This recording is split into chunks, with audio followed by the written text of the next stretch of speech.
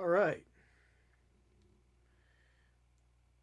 And here we go. Welcome back to the Pocket Dimension, everybody, where we will paint all the things. And as you know, this week I'm focusing in on backdrops. So Tuesday night we finished up this backdrop, and I got some I got some matte varnish today, so I'll be some of the black tends to I put the black on at different times, some of this stuff. So I had two different kinds, and some of it's a little more satiny than the other. So I'll tie it all together with a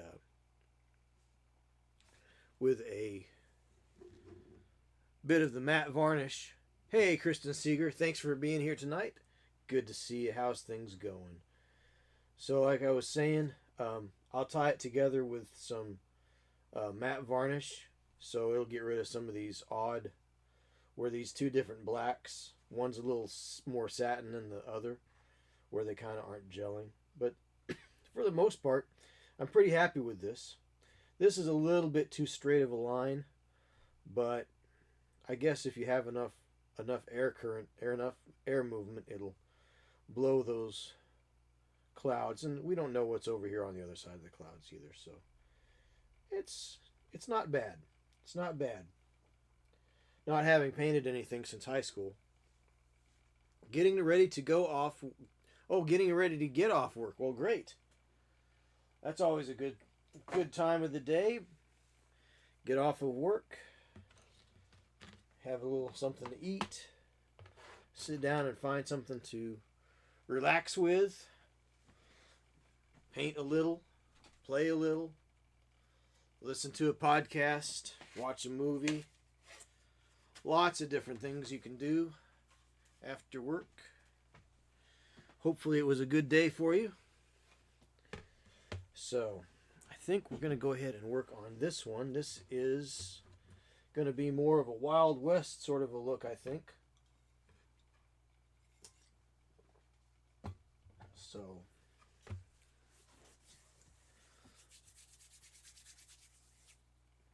all right.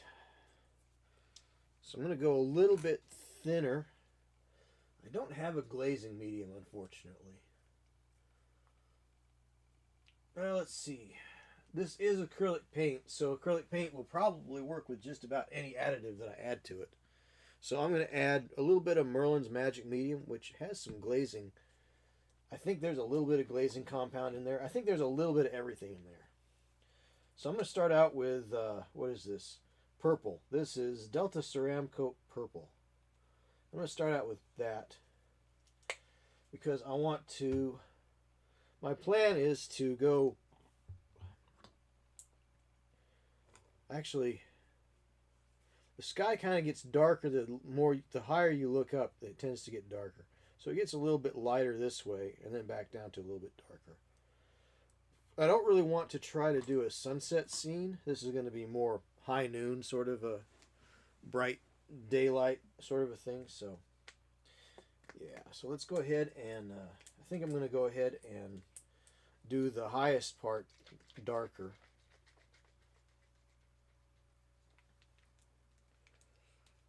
So, see if there's anything over here on the YouTubes. Nobody's over here on the YouTubes yet, and that's okay. That's fine too. Oh, that's weird. Huh. It's very off-center over on YouTube. Everything's off-center. What is going on?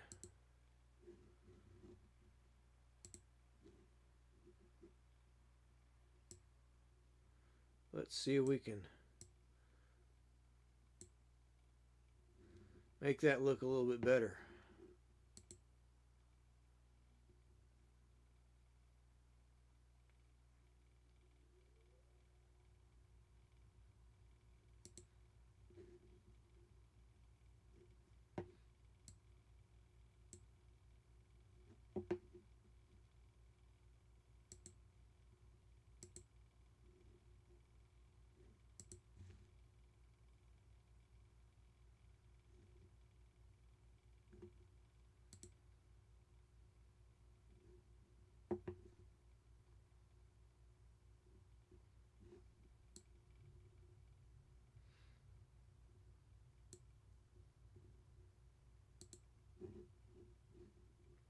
Interesting. Something's weird here. Why am I off down in the lower right hand corner? Very odd.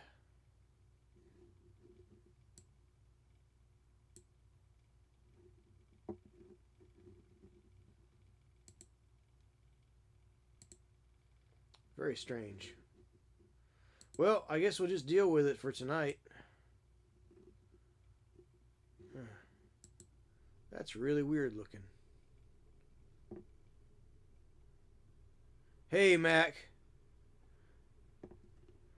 Hey, Mac Thompson.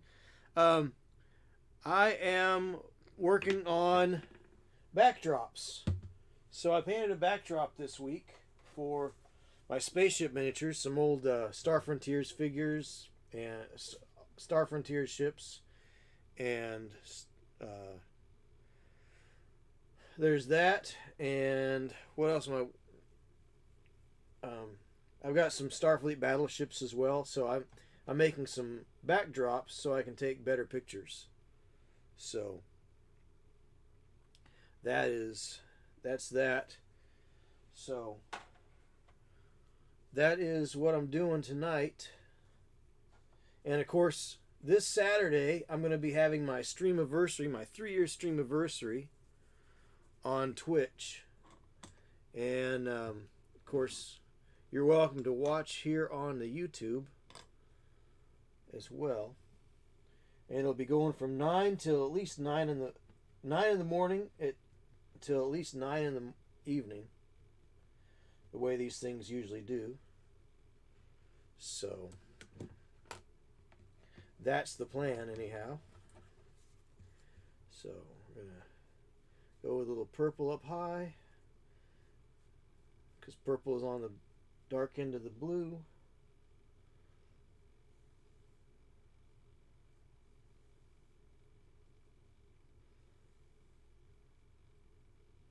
It gets darker. Blue gets darker the higher up you look. So awesome. Well, hope to see you. Hope to see you there, Mac. So one thing about painting backdrops, or at least the way I do it, is I approach it also from a very miniatures style of painting anyway. So I start out with the darkest colors first, and I layer up from there. I can also, of course,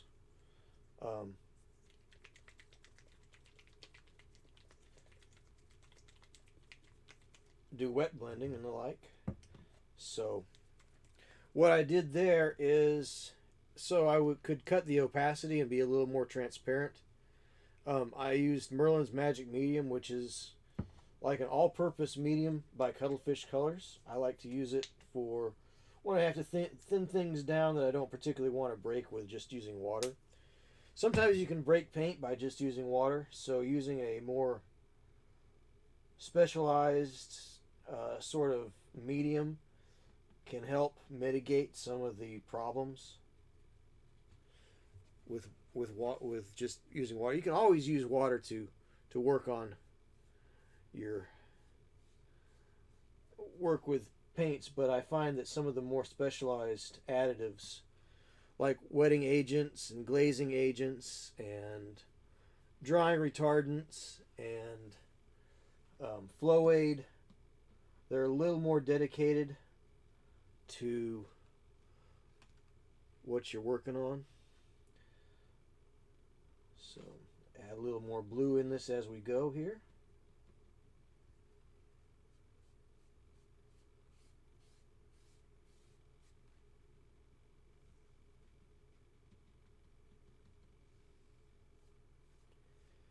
So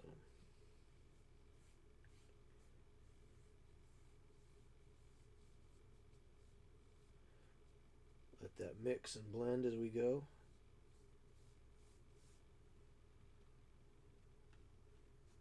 Add a little more blue here.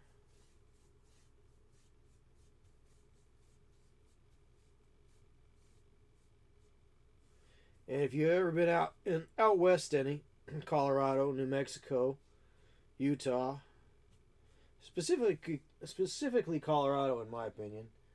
The sky has that beautiful eggshell blue hue to it that is just absolutely incredible.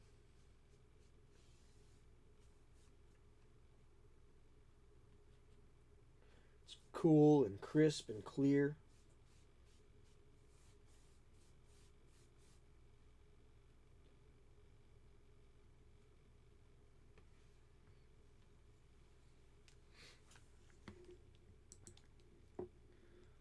So,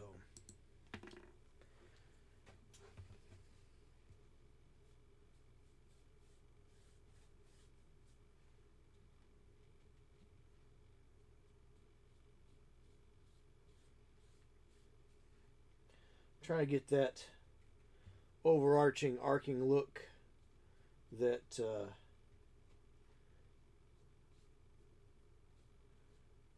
that you get when you look up into the sky.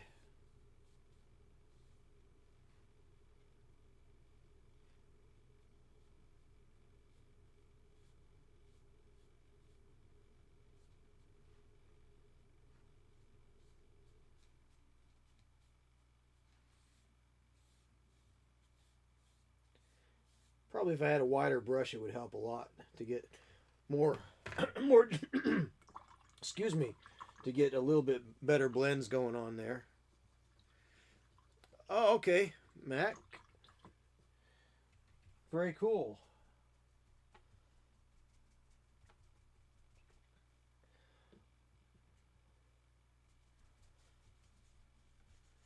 My grandparents grew up in South Dakota.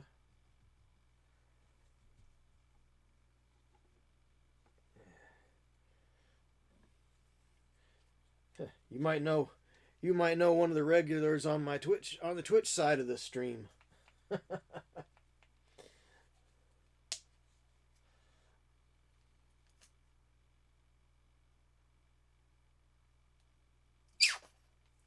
All right, get a little bit of get a good spurt of light blue out there. What do you say?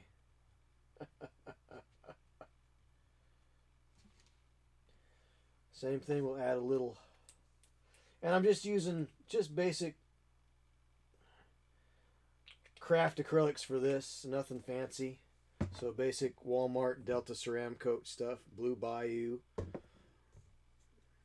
Ultra Blue, Americana, Warm White, Apple Barrel, Christmas Green, Spring Green, various things. Territorial Beige. So just whatever. And honestly, I'll say this too: to anybody that thinks you can't paint miniatures with with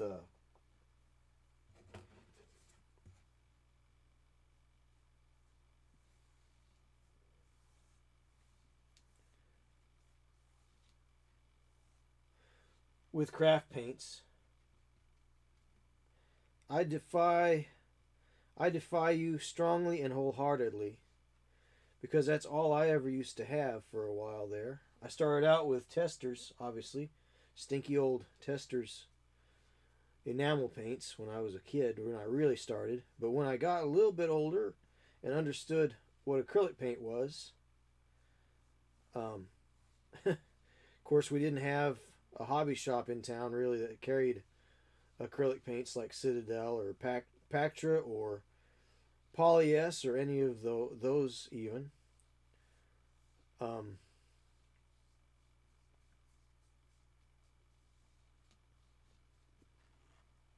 we just used what we had, you know. So use gray here. I'm gonna use gray so I get a little bit less harsh step down than I would from white. Generally, I like to go with like an ivory for mixing down and lightening up colors. But gray is good too, even though it does tend to desaturate. But it works well with blue. Blue likes gray quite a bit. So,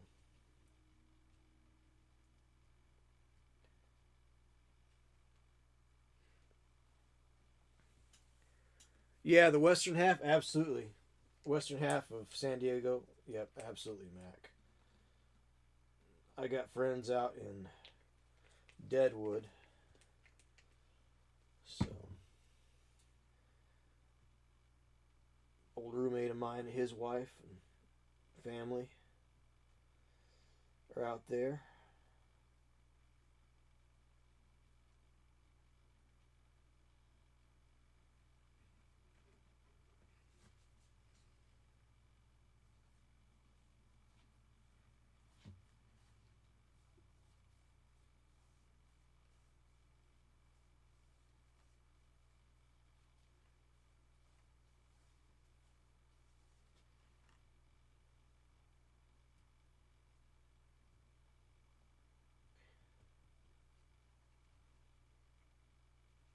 But it is pretty.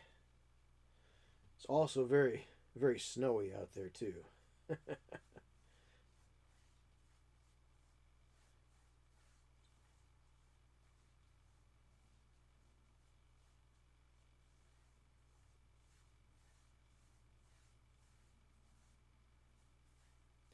So I've got enough of a thin coat here. It's not overly thin, so it's knocked down some of the opacity because of doing some, using the additives here. And I'm actually going to go ahead and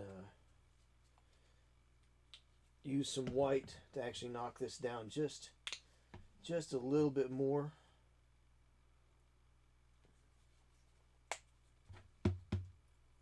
Pick up some of that more darker, more specific blue. Yeah, get that white in there. We'll get a nice eggshell blue going on here. Really catch that western sky feel. So I intend on using this as some of the backdrops for pictures of like the knuckle duster miniatures that I have when I get around to painting those.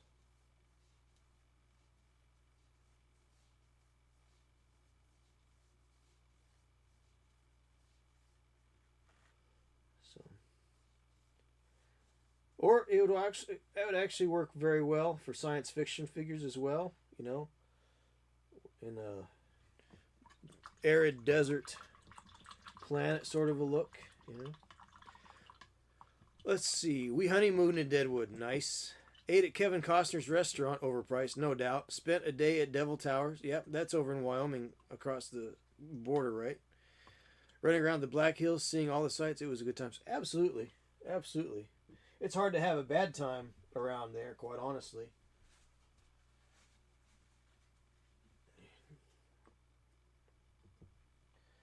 See all the pines and everything. All the ponderosa pines. And just such a rugged, untamed area. Just really beautiful. I agree. It's incredibly beautiful up there.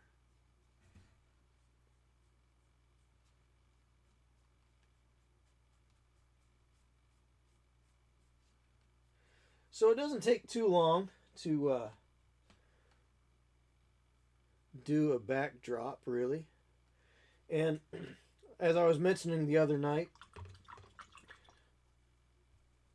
those of you who happened to tune in the other night, Tuesday night, as is the custom, um, I've always felt that the miniatures are the star of the show. So don't get too fussed about being really precise with your backdrops. The backdrops they're window dressing. They're there to help you tell the story about your miniatures. Your miniatures, you can tell a story about your miniatures, who they are and where they're from, and maybe a little bit about their background and the like. With the colors that you choose, do they live in the outdoors? Are they rich? Are they poor? How you finish those figures, what colors you use. Do you dirty them up or you make them very clean? Are they battle torn and worn out, or are they fresh from the Repple Depple and fit and fit and fight and fit and fit to fight, you know.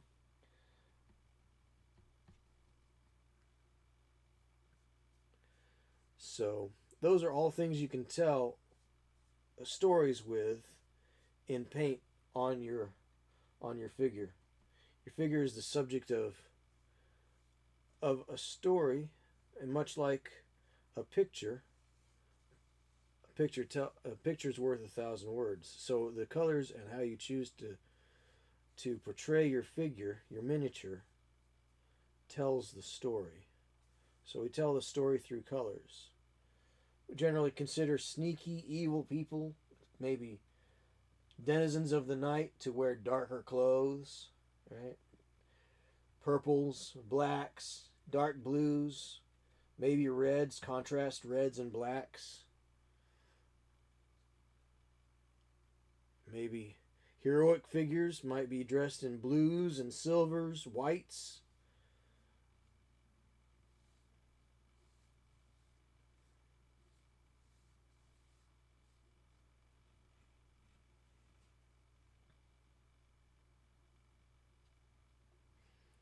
So we can tell a lot of stories through the colors we choose.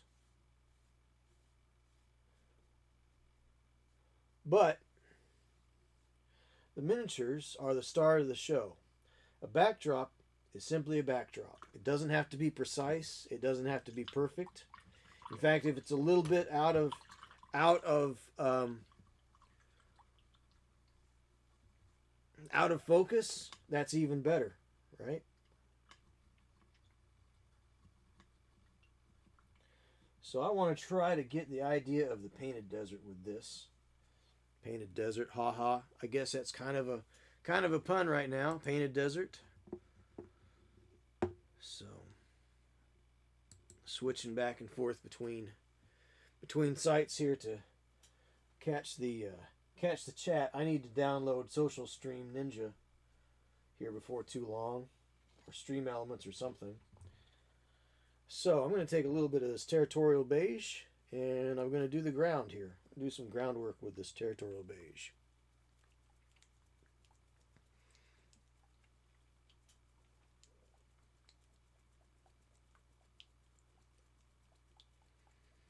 Oh, thanks for the like, by the way, there, Mac. Appreciate that.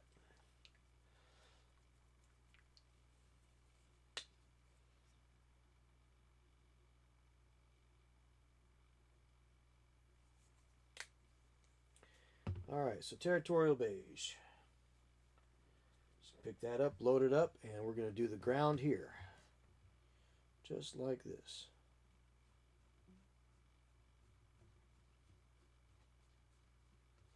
Now, unlike the sky, we're going to go straight. Again, remember how things disappear into the horizon, right?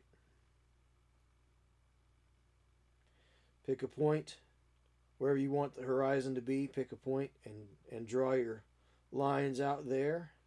Figure out where the eye line is going to be of the subject, right? Maybe down low, up high. Now, probably when I set this up to do photography, I'm probably going to have a little stand here for the figures right about here.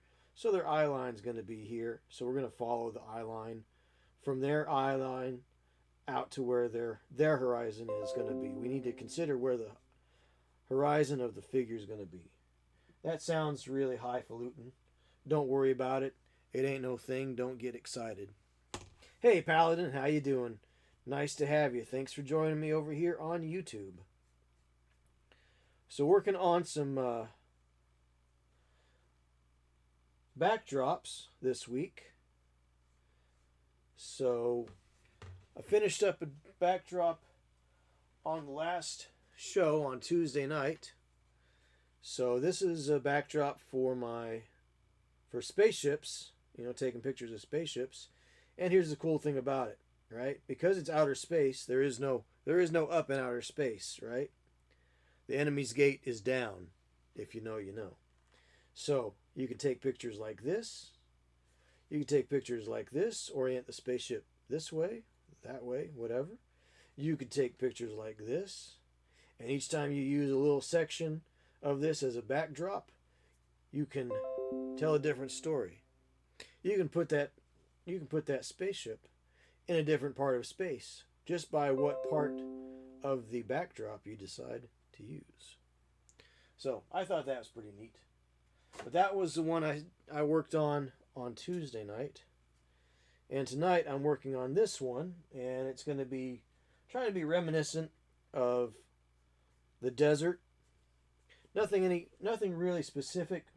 Maybe more towards like the painted desert sort of an idea, right? So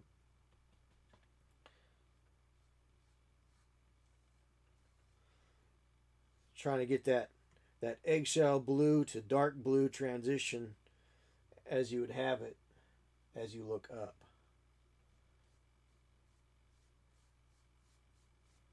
So that's what I'm working on tonight. Now, is it miniatures specifically? No, but it is miniatures adjacent. So it's part of painting all the things. Here we paint all the things here in the pocket dimension. So,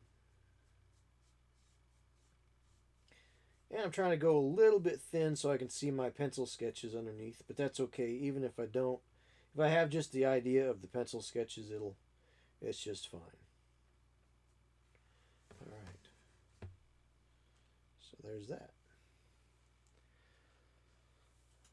Let's see what we got over here on the Twitch.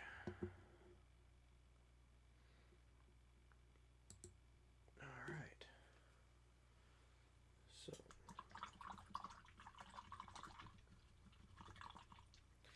let's go ahead and let that dry off for a little bit, and I'll pick up a couple of other colors here while we're waiting for this layer to dry.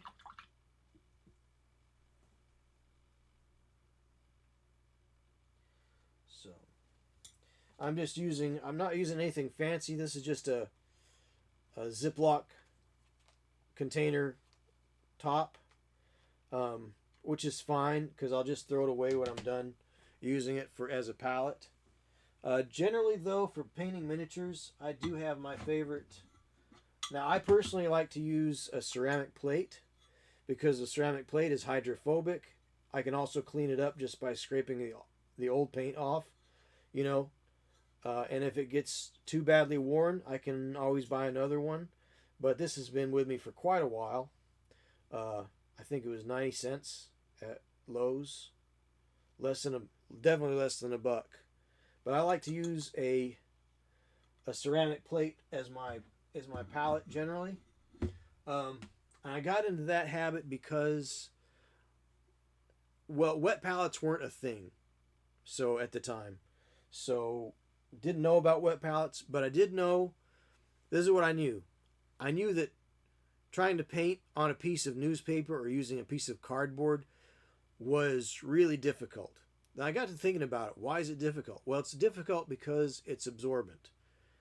Your paints are going to work better on a surface that is hydrophobic, right? So you don't want something that's going to soak all the moisture out of your paints because they're water-based. Why are you wasting so much paint?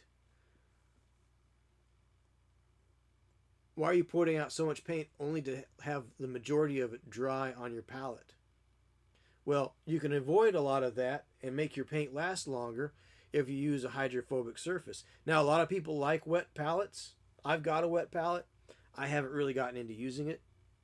But I did find for myself years ago that I really liked using a ceramic tile. Because I noticed, ceramic tiles, they're always wet in a bathroom, right? They don't soak up the moisture. You take a shower and everything's wet, and there's condensation all over everything, fog and condensation, right? So I came to that conclusion pretty early on. It was something I found, but I also found out that other people found out and decided to use a ceramic tile as well. So that was that's kind of an interesting thing. Great minds, And I really don't know why my I don't know what is going on with the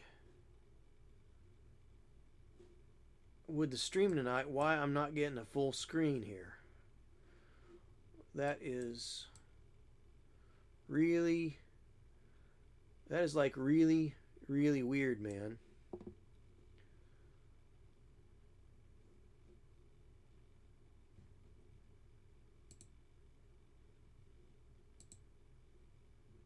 So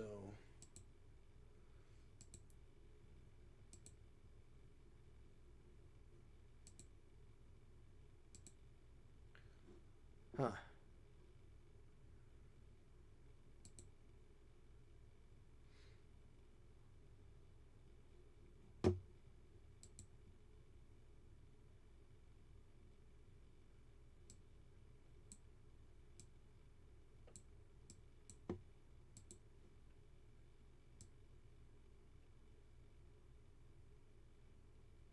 Wow, I can go in here and adjust the exposure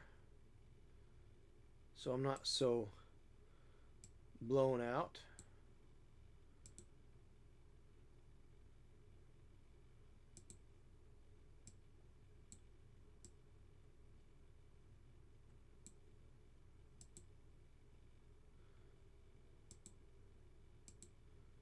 And let's see what this does.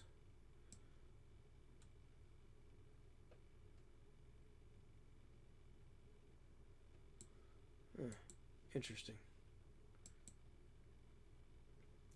Let's see. What is configure crossbar? I don't know.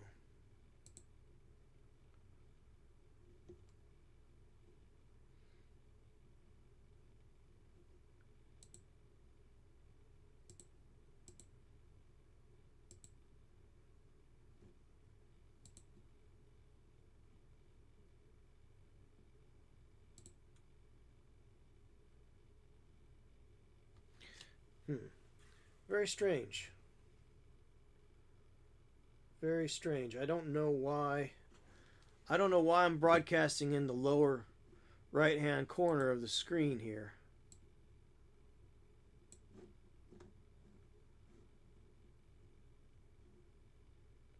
Very odd.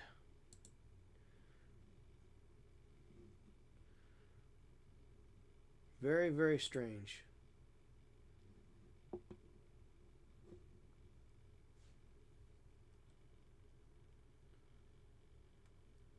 Huh. That is pretty ugly looking. I apologize for that. Yeah, the OBS source is out of frame, Midril. I'm trying to remedy that right now.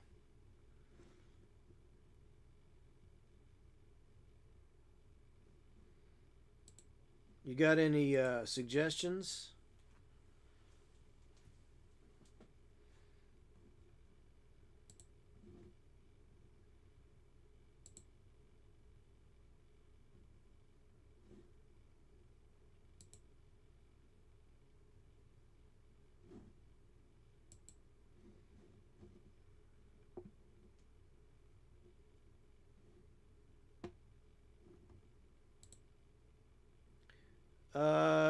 Yes, I use studio mode.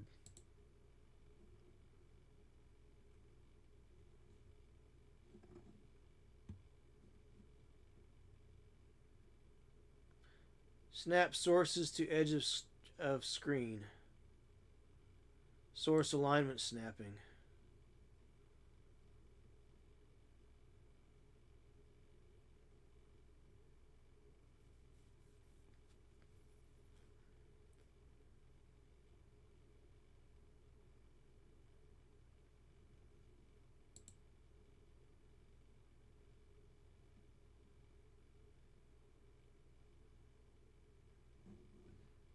Let's see if that does it.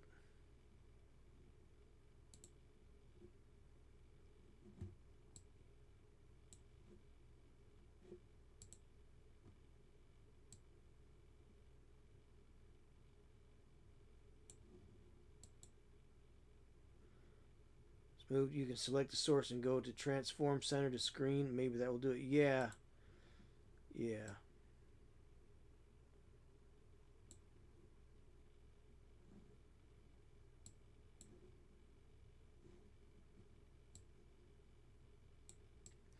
I don't think I had this problem on Tuesday. Oops. What was that?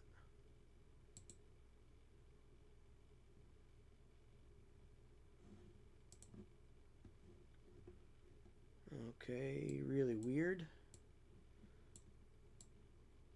Okay. We got things. All right.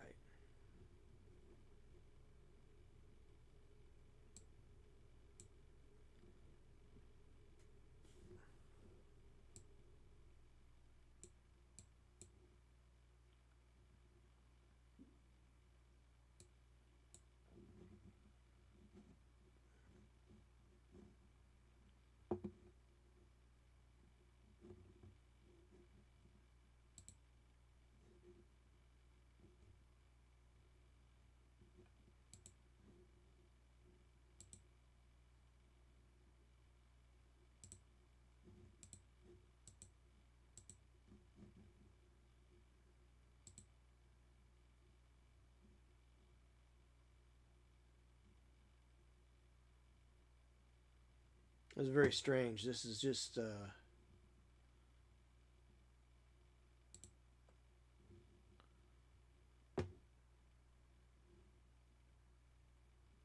very odd.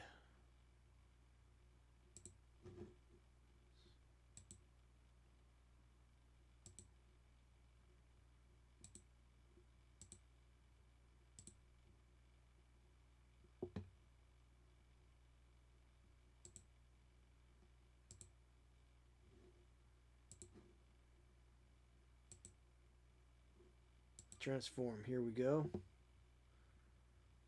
Fit to screen.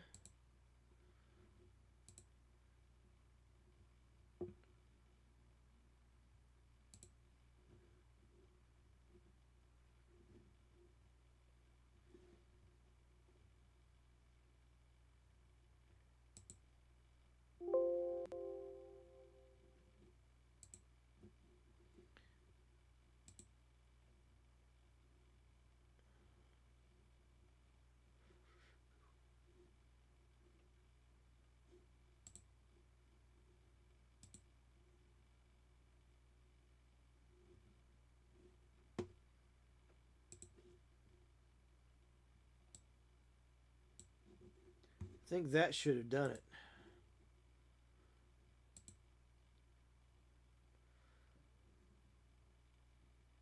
it. Max says, sorry, I can't help you. I don't stream, I write. Alright, let's see if that works better.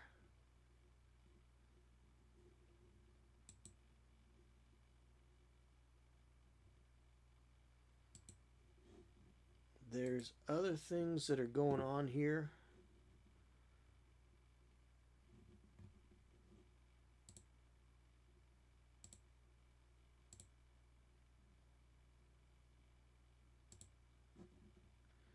And I have just messed up my previews.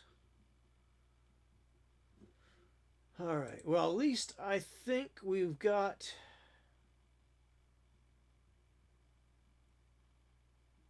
I think we're in a better spot here.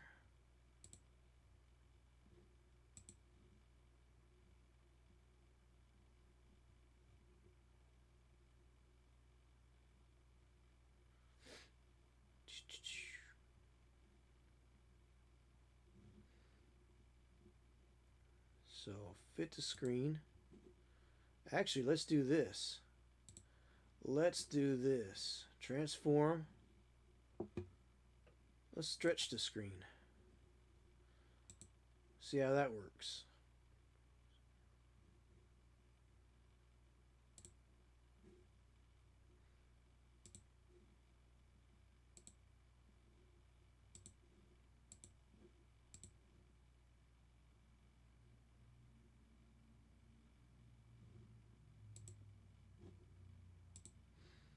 All right.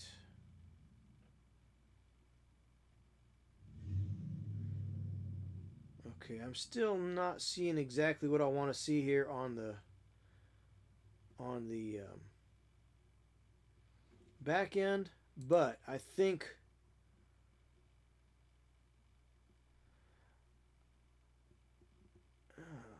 windowed or clipped. Let's try that.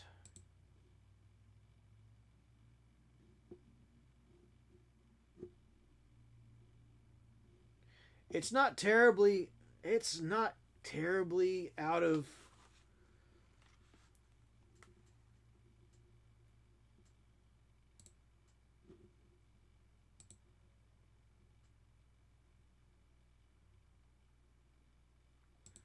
it's not terribly out of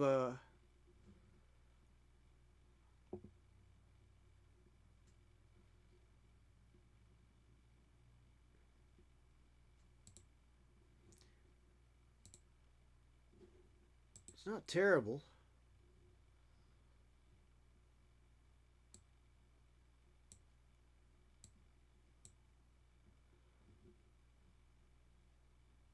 So stretch to screen is a little bit distorted, so we're not going to use that, I think. I think we're just going to try to, yeah. I think it's in a good place. I'm not going to mess with it anymore tonight, I think. But why I'm not seeing my twin screens up here anymore.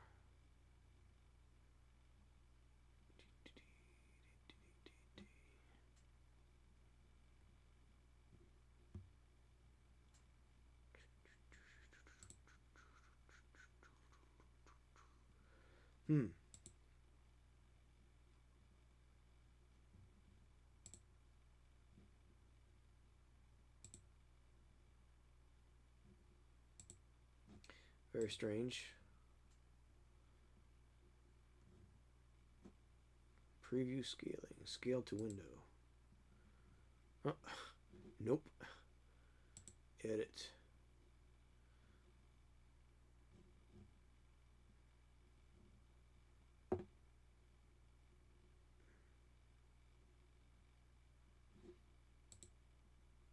Preview scaling. Canvas. Yes. Well, anyway, I think I'm in a good place with it. I need to stop messing about with it and go ahead and get back to painting. All right. Okay. So that was exciting.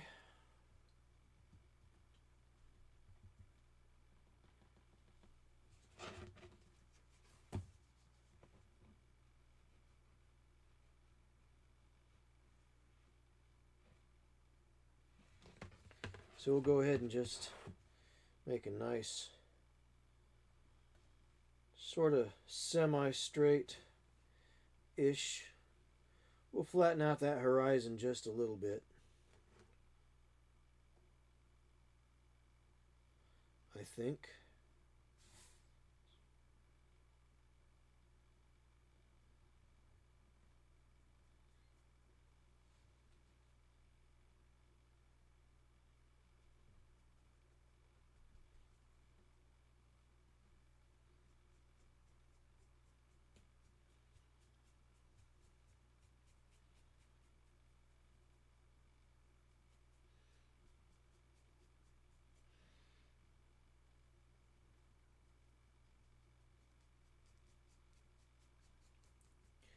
All right.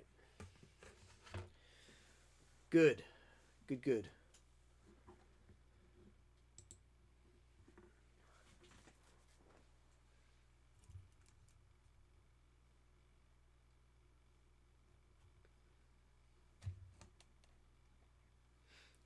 All right. Moved it in just a little bit.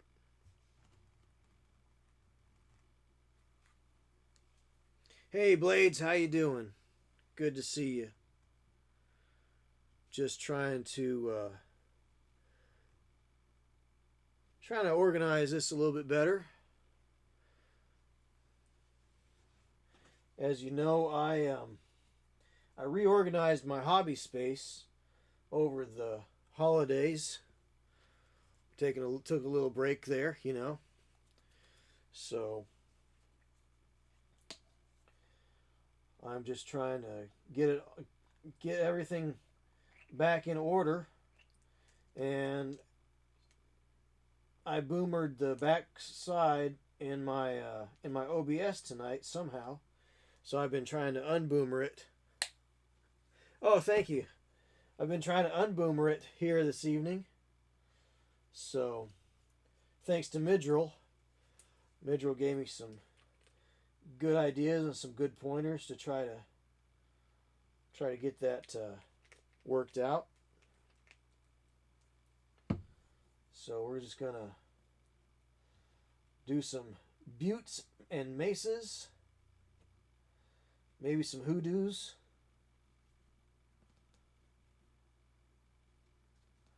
Buttes and maces, hoodoos and goblins. Now that's someplace that if you haven't ever been, you should go check out Goblin Valley sometime. Goblin Valley and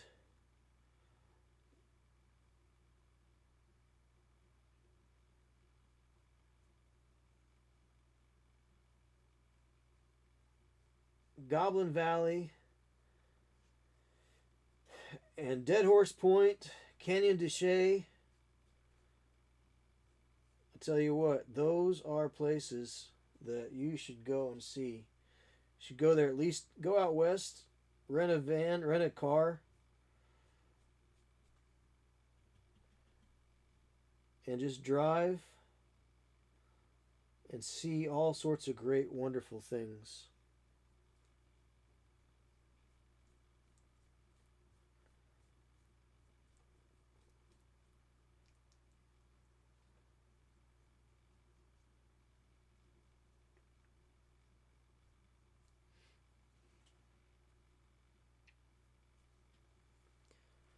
Channeling our Goblin Valley is in I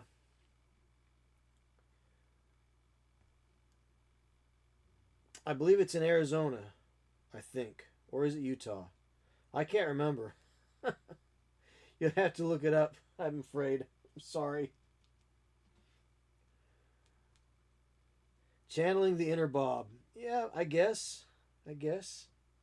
Maybe.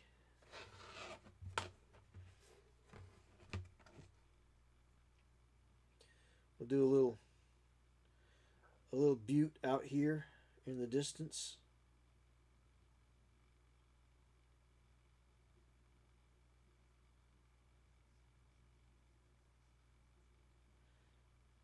Maybe something a little closer right up here.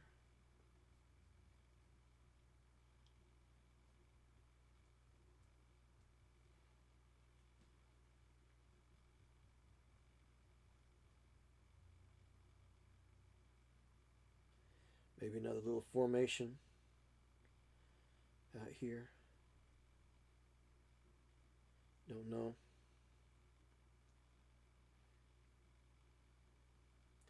Maybe a little canyon down here.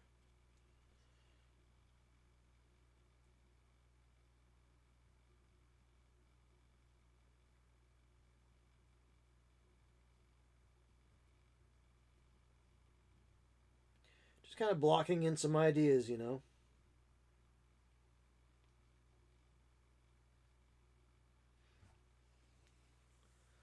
So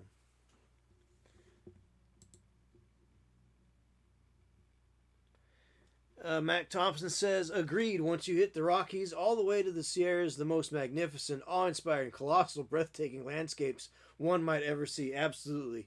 My favorite was crossing through the Virgin River Gorge from Mesquite, Arizona to St. George, Utah. There are no words. I understand that.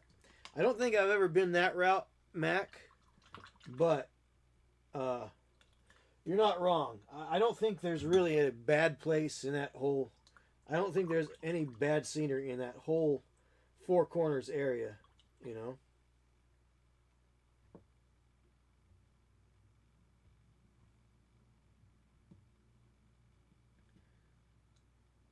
Yeah, yeah, I believe Goblin Valley is in Arizona, if I remember correctly.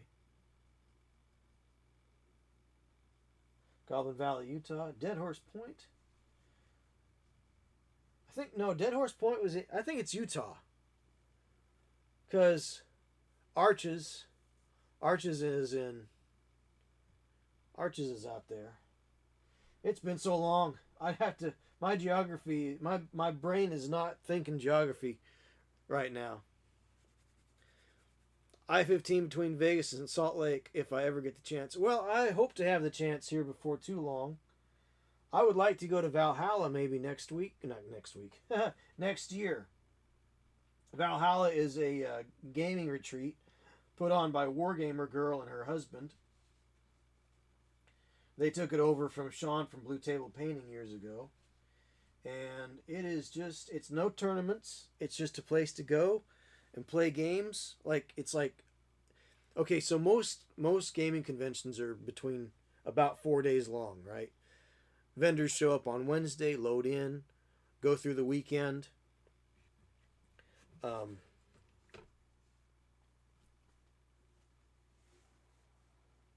Vendors show up, go through the weekend. The everybody else comes in on Thursday.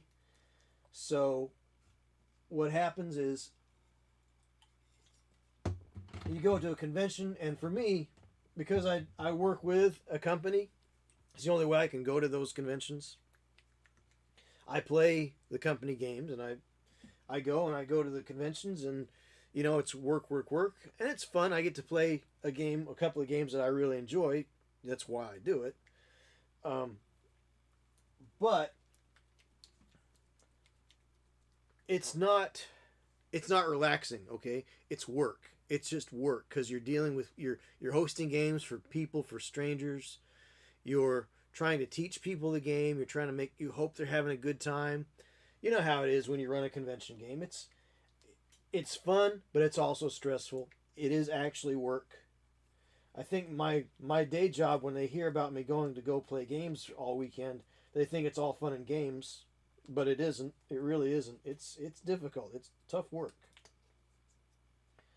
So, all right. So I'm just going to use a little bit of this traditional raw sienna from American acrylic paints, Deco Art, and I'm going to use that, and we're going to do some more sedimentary look here. Maybe pick up a little bit of the dark brown again. That burnt umber. We'll pick up a little bit of the burnt umber and mix that in there.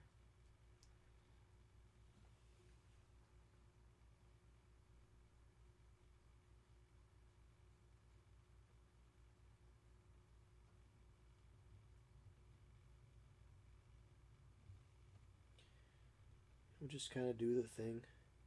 I have to get some reds and some oranges in here.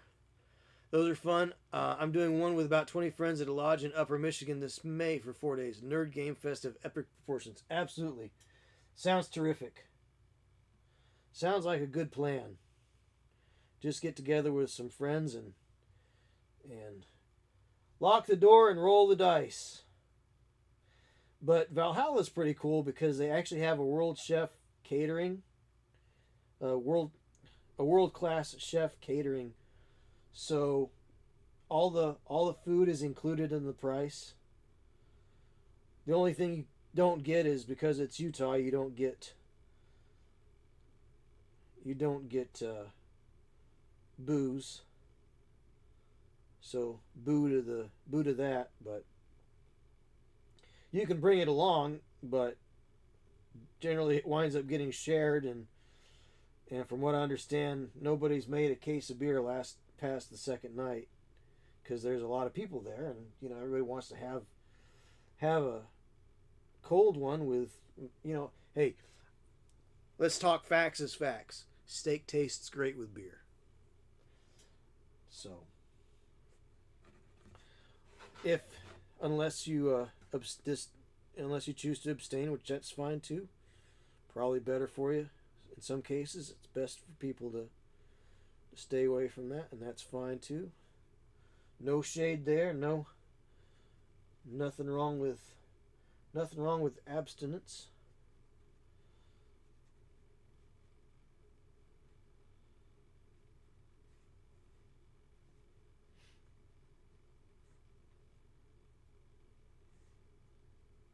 But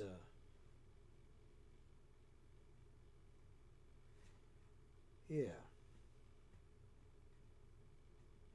Now I'm not going to be quite as precise with this particular one as I was with the planets the other night. I think I'm just going to be very very slapdash. Like I said, it doesn't have to be in focus. It's the background. We don't want to really. We're not trying to do a Titian here or a Van Gogh or a Da Vinci or anything like that, because we want to put the focus on the miniatures. The miniatures are the stars of the show. So, well, Utah is Mormons and Mormons, or sorry, those of you who are Mormons out there, Latter Day Saints. They are they're teetotalers. They are not a. They're not. It's part of their religion is very no on alcohol.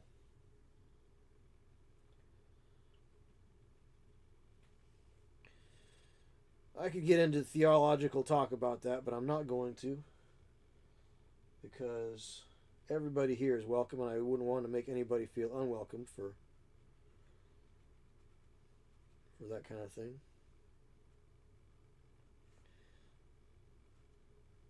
But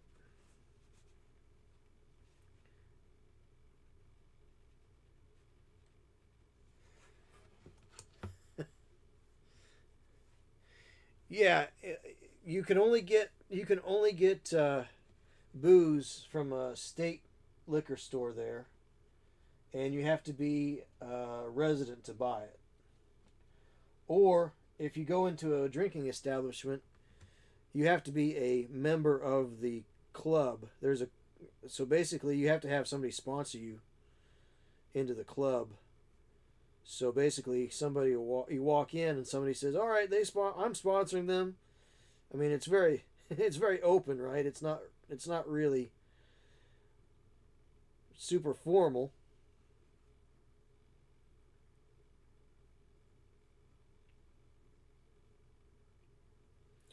but it is it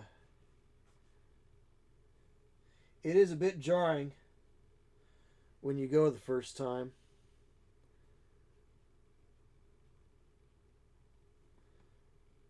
So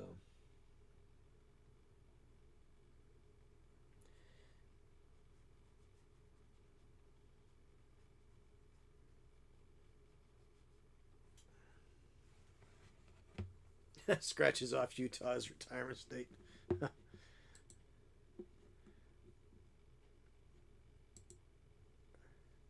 No coffee either, right, Patty? And how about them gingers? Well, it depends. How about them gingers? I have a lot of friends that are red haired. I've got a cousin. I've got a couple of cousins that have red hair too. Never held it against them. Actually, one of the cutest gals I ever knew was redheaded. So, gingers are all right by me. But I was just telling the folks about Valhalla there, Pat. So, it's pretty neat. One of these days I'm going to get to go to Valhalla.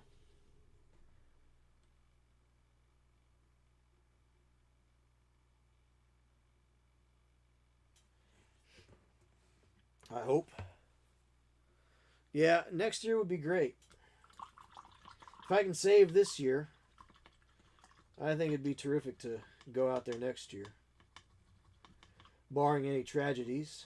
I mean, folks are getting older, so that could become a that could become very real concern here in the next couple of years. So,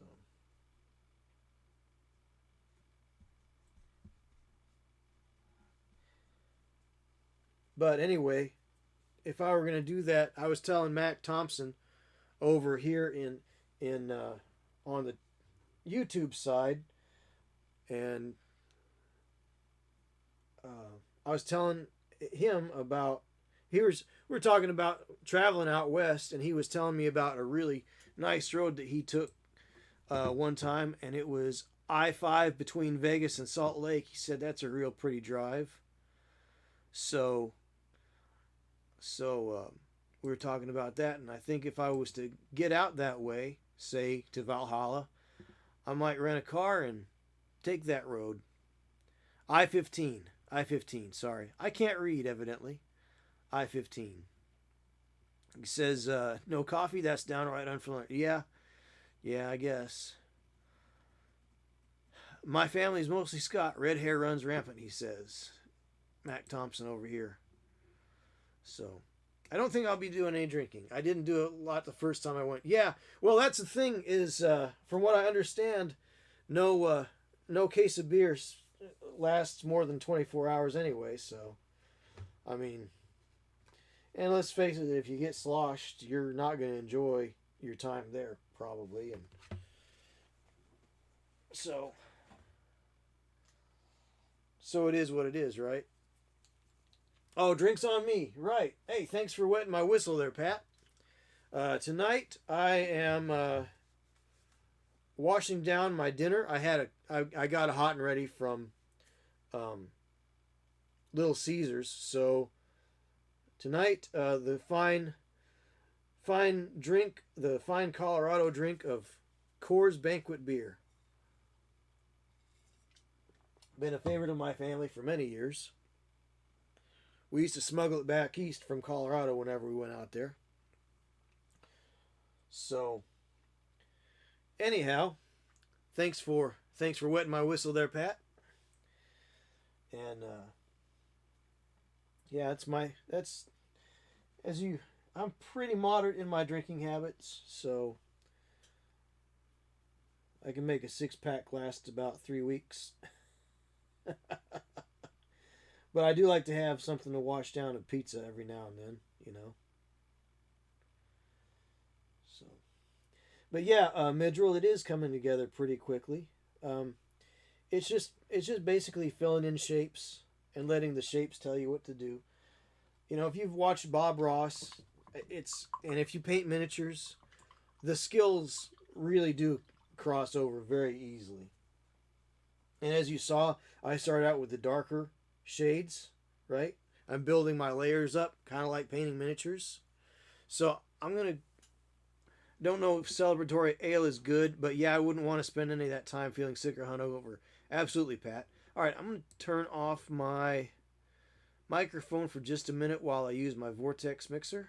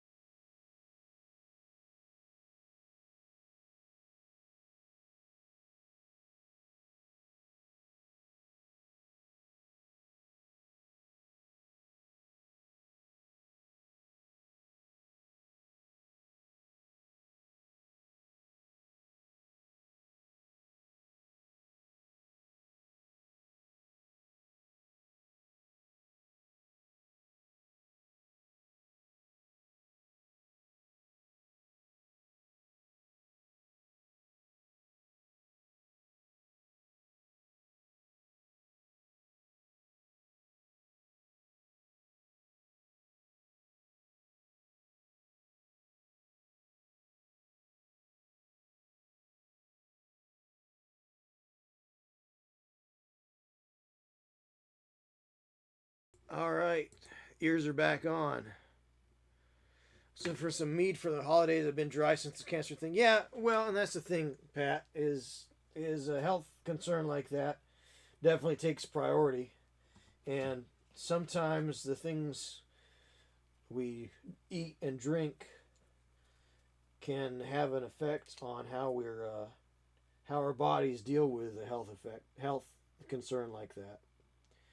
All right, so this is Americana Raw Umber. It's kind of a grayish, sickly brown, but we'll use it.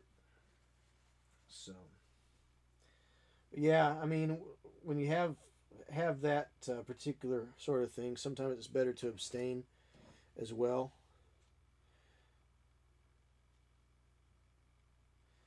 So, I need to get some maybe some black into this.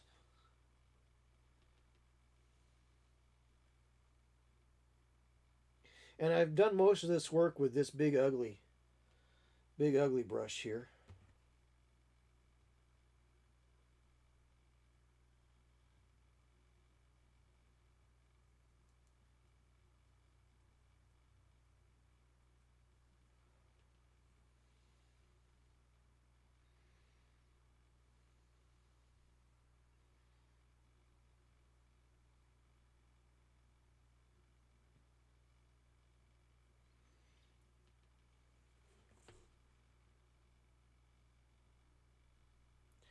So I'm getting down to the point where I'm going to have to go over to a slightly smaller brush.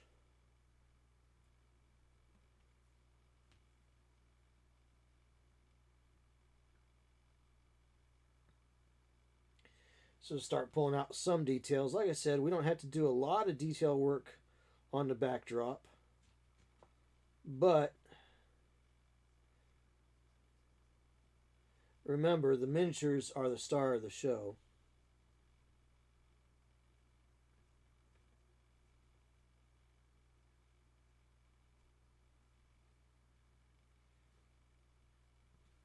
And don't be afraid to let your paints mix and mingle in color. Unlike miniatures, we don't need to be really too precise with what we're doing here. Like my dad would say, we're not building a piano.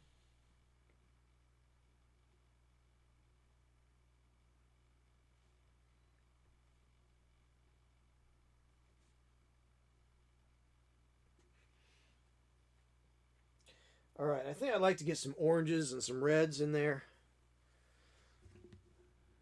So, just don't want to get lost looking for I-5 in Arizona. Thanks, Mac. I appreciate that. All right, let's get some orange here.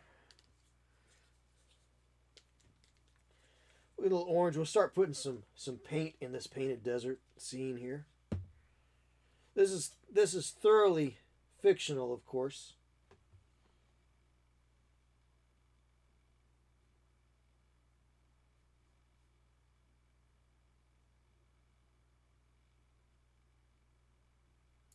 It's a thoroughly fictional scene.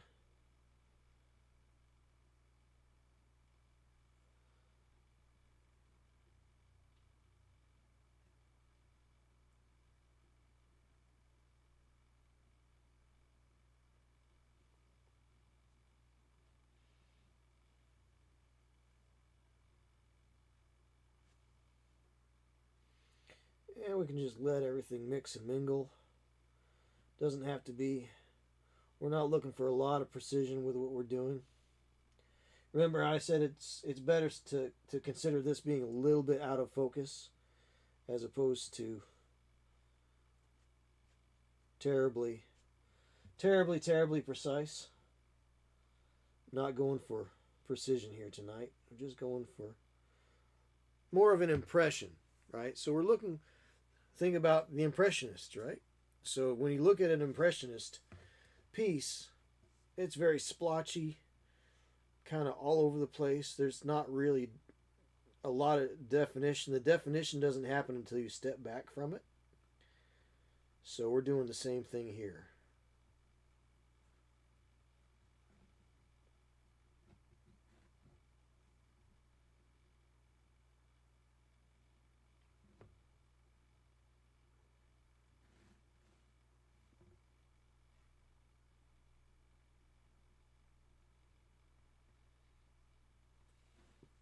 So the idea is that we're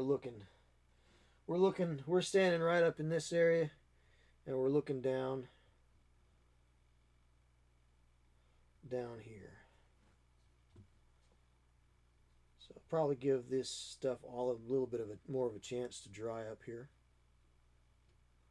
And you can use the texture of the paint itself to help. We don't have to be super thin. We're not worried about obscuring detail here. So thick paint on a background is actually an asset that we can use as opposed to trying to avoid it. It doesn't have to be thin. We're not looking for too thin coats here with what we're doing this way.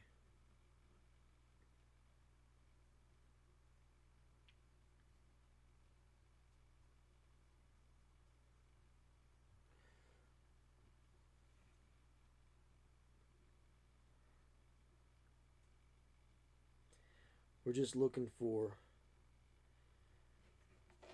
again, we're just kind of getting the impression, the idea of what's back there. We don't have to be super precise. We don't have to even be geologically correct. That's okay. We don't have to be geologically correct. We can do whatever we want here. This is your little world. I'm turning into Bob Ross. What can I say? I mean, the things that he said, these aren't necessarily things that I'm really trying to copy him by any means. But I think these are just normal observations made by anyone that would be doing something of this nature.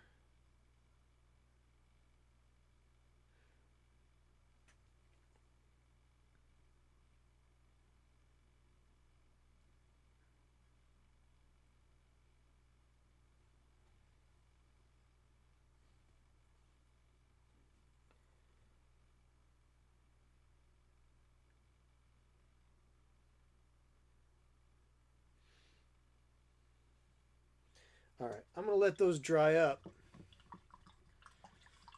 Let that dry a little bit.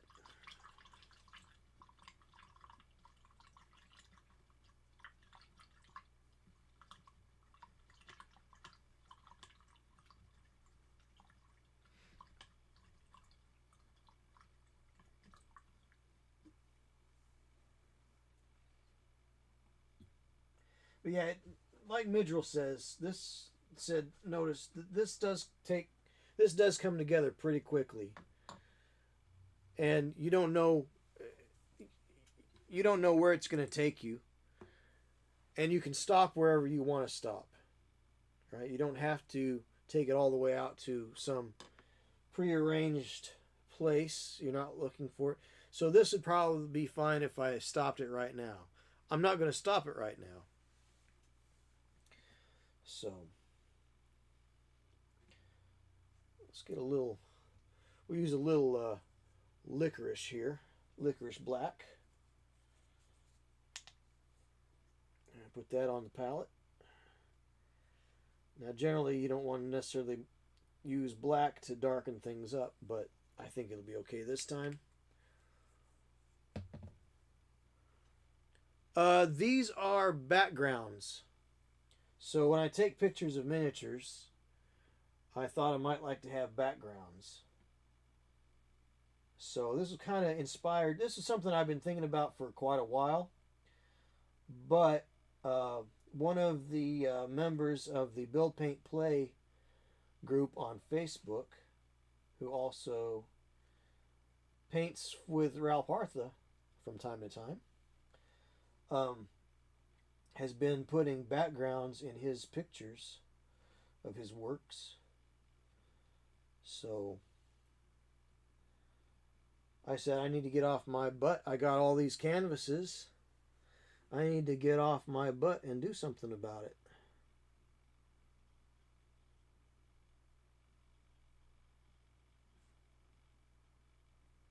So I am. Because it was a thought that I had a long time ago to do something like this.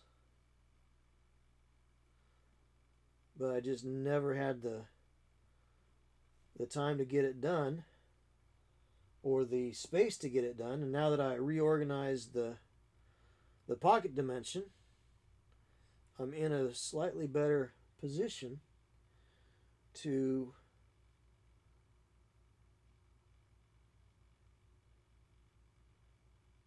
take up this particular little project. Using either my desk or the red and black insert from Warhammer Quest Cursed City. Um, yeah, I mean, I would take commissions. I would definitely take commissions. So, probably do one for some War Machine stuff here. But, I mean, ultimately, the important thing, like you pointed out, Pat, was if you have a solid color background, it could be a neutral color background, it could be white, it could be gray, it could be red, it could be black, whatever works for you. Just something that doesn't detract from the subject. You don't want it too busy.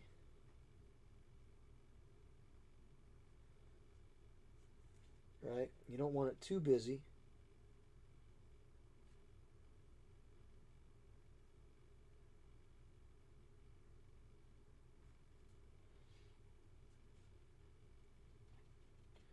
That's why, look at what happens when you go to the DMV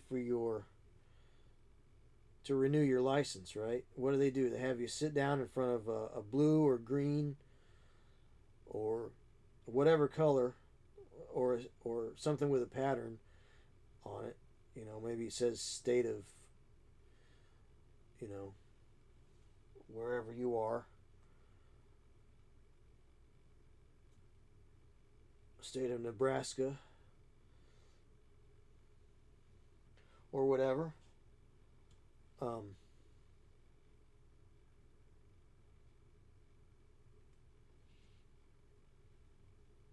Which I know you're not in Nebraska. I'm just saying. Just as an example. I'm not being specific about anybody here.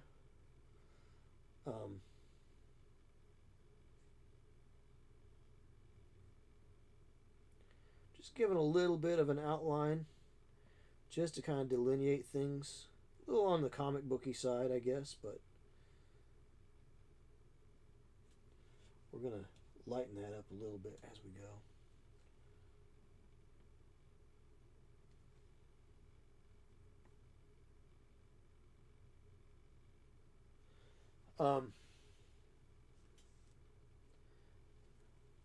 Taking pictures in front of something that has a neutral background always helps the subject stand out. And that's what we want to do with our miniatures. So we tell stories about our miniatures in two ways. One, the colors that we choose, because somebody else has already chosen what the miniature looks like. Their equipment, their weapons generally, their clothing. But we tell the final part of the story when it comes to our miniatures, right? We tell the story. We say, are they rich? Are they poor? Do they live inside? Do they live outside? Where are they from? Is that fur? Is that a wolf pelt, or is that an ermine lining? Is it expensive fur, or is it common fur? Is it the skin of a sheep, or the skin of some exotic wild beast? So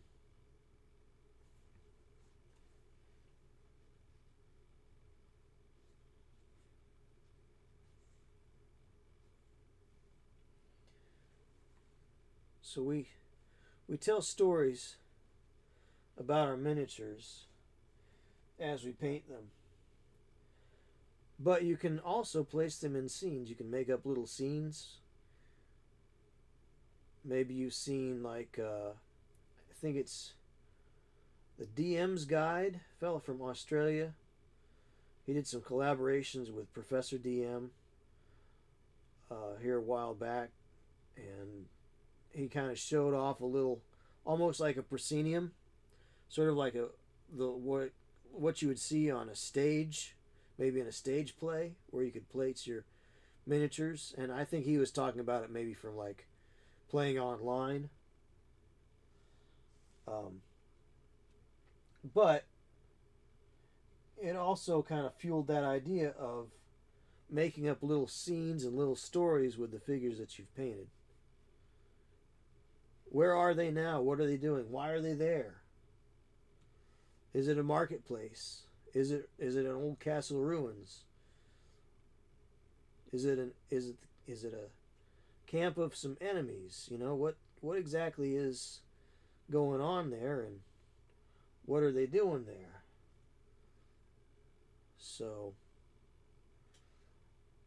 this is just another way to tell stories about the miniatures that you've painted.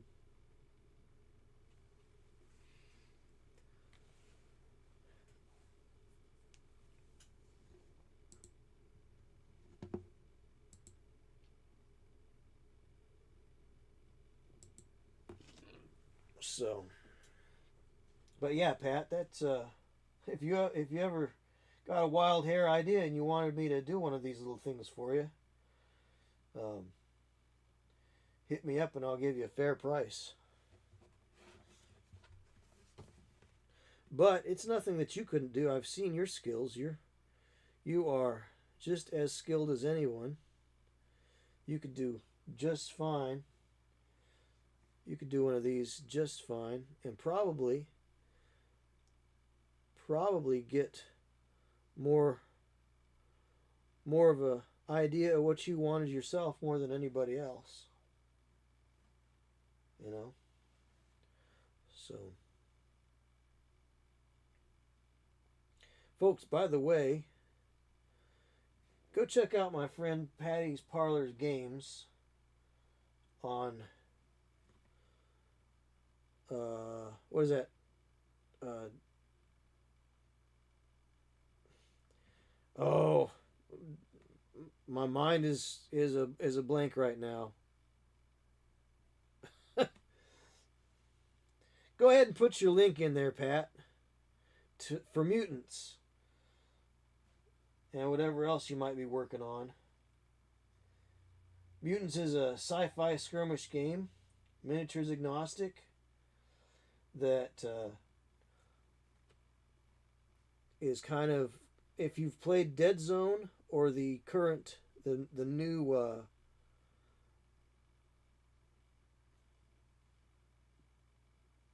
Halo game from Mantic.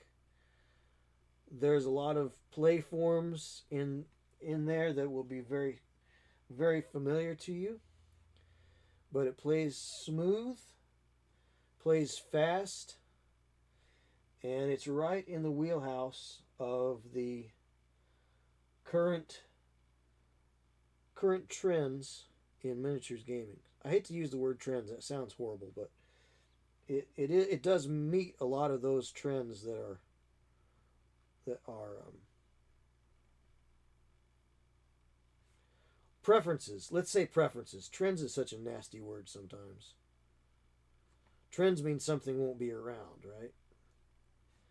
Let's say current preferences in gaming.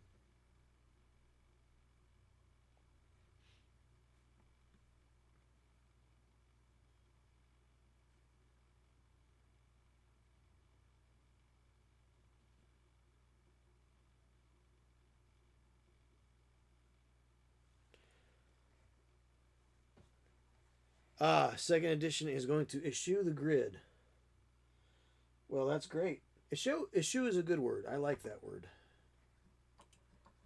It also means forgo.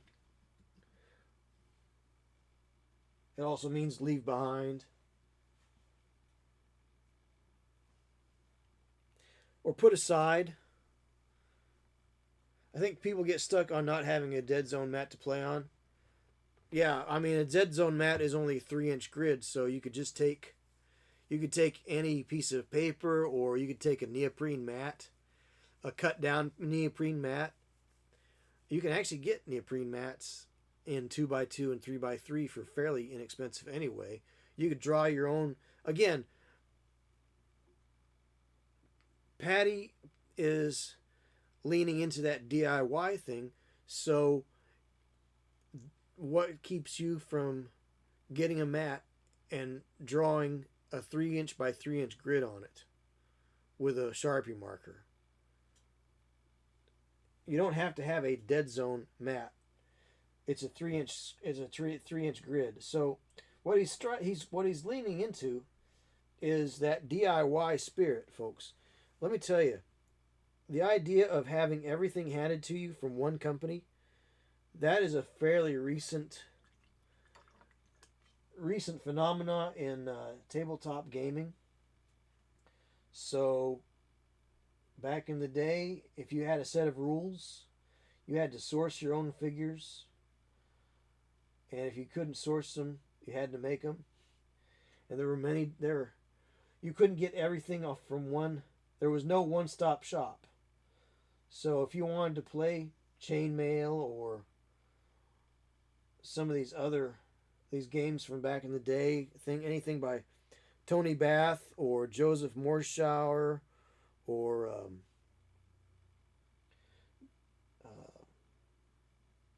Don Featherstone, you actually had to work at getting the things you needed to be able to play. GHQ was one of the first companies to do modern armor miniatures, at least in the States here. They also had a line of 10 millimeter Napoleonics, and then of course there was also Essex. Essex had a lot of historical stuff at the time. They were heritage, but anything back in the 70s, early 80s, you really had to go looking for it and source it. Of course, we had these things called magazines. It was kind of like the internet, but it was in paper form. So, and in the back of those magazines, oftentimes they would have advertisements for miniatures manufacturers, and sometimes they would have reviews of miniatures that came out. And but a lot of war games didn't use miniatures; they used hex and chit grids. So they'd have a little hex that represented the unit or the army that you were playing, and it would be in a little hex map.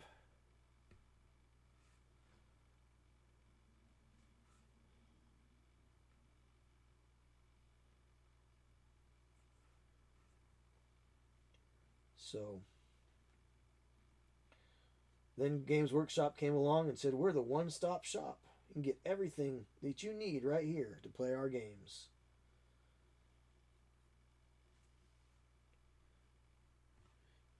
Is it a good thing? Is it a bad thing? I don't know. No real opinion about good and bad. That's a moral judgment.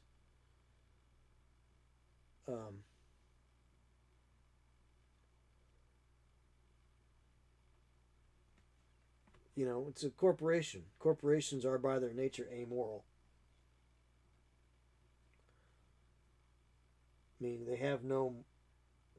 you can have a corporation that has ethical people running it, and their ethics may be reflected in the way they run their business, but corporations in and of themselves are wholly for making money. So they're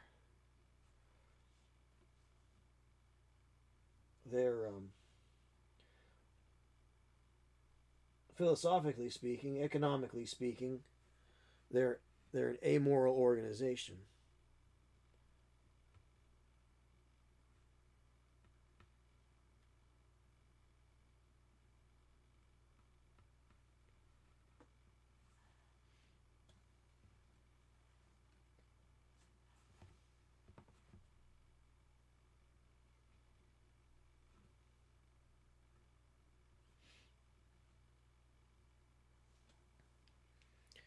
Easy to hold a baby or a cat in one hand and play with the other.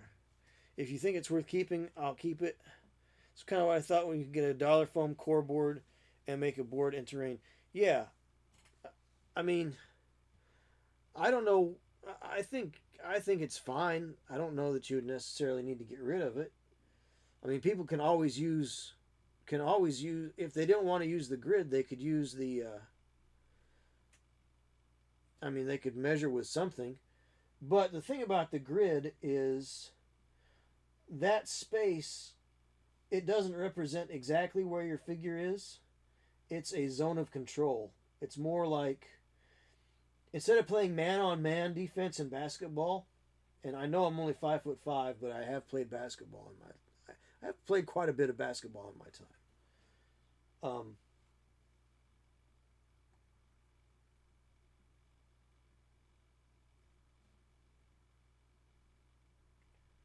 it's the difference between playing man on man defense and playing zone defense. So, I think it's just something people have to get used to, the idea of. Most people are used to either a battle mat with 1-inch grids or no grids, like you would play for like War Machine or Warhammer or something else of that nature. But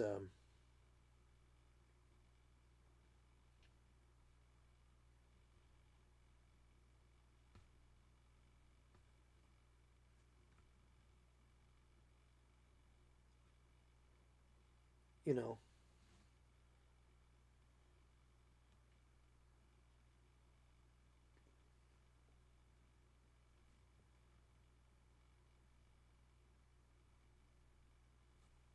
um, the idea of this is actually just a zone, and you can move into this zone. You don't have to be precise. I think it. I personally think that it gives a lot more fluid and open gameplay. It's not as constraining as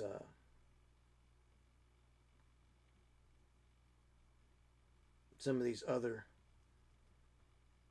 things. But again, like I was saying, people have gotten so used to being told what to play with and how to play their games that when you give them a choice, they're afraid.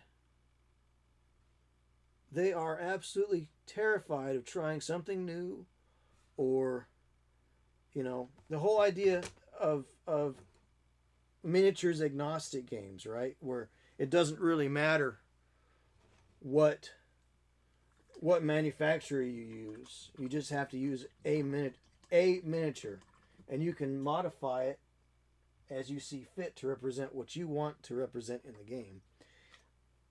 I think it is. Um,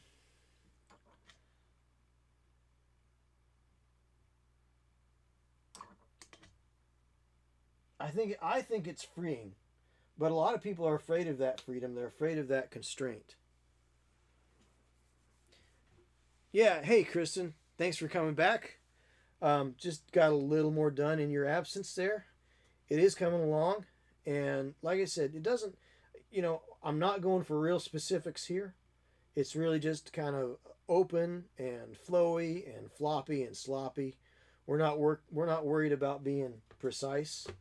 So, because again, as I always say, the miniatures are the stars of the show. The backdrop is okay to be, out of focus and squiggly and blurry. But yeah, that's the thing I like about it. You using that 3-inch grid, Pat, is the characters are moving and jiving. Let's see. Yeah, Patty, he's pretty cool. Yeah, Mac, he is over here on the YouTube side of things. It's Walmart mindset. Folks need to get away from it, from food to games to tools, anything really. Yeah, you might you might say that it's almost like an end stage capitalism, right? Because if it's not Games Workshop or Games Workshop adjacent, if it doesn't look like Games Workshop, people aren't interested in it. Look how many people are making 3D prints of not Space Marines, right? They got the big shoulder pads, the Darth Vader grill helmet, um, the big oversized chunky gun, because that's what sells. People are interested in that. People don't want to pay GW's price, so they want to find something that's similar that scratches that same itch. But why? If Games Workshop prices you out, why do you want to try to play their games? Find something else. Find something you can afford. Find something that you're going to be happy with, that you can share that joy with others. You don't have to engage in the arms race that Games Workshop wants you to engage in. I have a whole rack of unbuilt 40K stuff over here. I'm going to build it, but I'm not going to play 40K. At least not 40K as Games Workshop writes it. I've got my own version of 40K. There is something to be said about playing the GW games at a fraction of the price. Yes, this is true. But here's the other thing about that, Pat. Think about this. The more people that are looking at Games Workshop and trying to keep up with that artificial ecosystem that they've built, the less they're looking at independents. And I want them to look at the independents. I want them to buy the Atlantic War Games. I want them to buy the Sea Dog Game Studios. I want them to buy Sail Power. I want them to buy Tech Commander. I want them to buy some of the stuff that Malev has turned out. I want them to buy Lunar from Black Site Studios. I want people to engage with the hobby. I don't want them to engage solely with GW. GW is a place where people start out sometimes, but I've found myself and a lot of the other people in my game group tend to mature out of Workshop. Now, there's a lot of the guys that are in my game group are older than me, so they were in the same time period where we didn't have Workshop. You know, we had a couple of chess pieces and a handful of army men and a badly mimeographed set of rules that somebody got from their older cousin that was in town for college that weekend, right? So you just kind of goof around and play with what you got, and it's fun, and you don't get too fussed or too chuffed about it, right? So yeah, there's something to be said about playing GW games at a fraction of the cost, but everybody's chasing the GW train. So all the stuff that people could be churning out something new and interesting and different, they're trying to get as close as they can to that design aesthetic instead of designing something themselves. Is it good? Is it bad? You know, it is what it is. Because if it weren't, it'd be something else, and we wouldn't be talking about it, right? And, you know, I mean, eBay exists. Although it's funny, people are putting things out on eBay, used second-hand models and even third-hand models from time to time that are out of print, not really worth anything. I mean, the thing is they're only worth what people will pay for them, right? They're not in the game anymore. Or there are things that they're still produced, but they're in a different package now. So somebody thinks that it's out of print, or they'll say that it's out of print and charge an arm and leg for it when they've had it in their closet for the last 10 years. And, you know, here's the way I price miniatures, right? Retail price, or retail price with a slight discount at your FLGS. As soon as somebody buys it and walks out of the door, that box's price is cut in half. If somebody said, "Oh, they get to their car and they said, I don't want this anymore. I don't know why I bought it." I'd say, "Oh, great. You bought that for $65. I'll give you $37.50 for it." You know,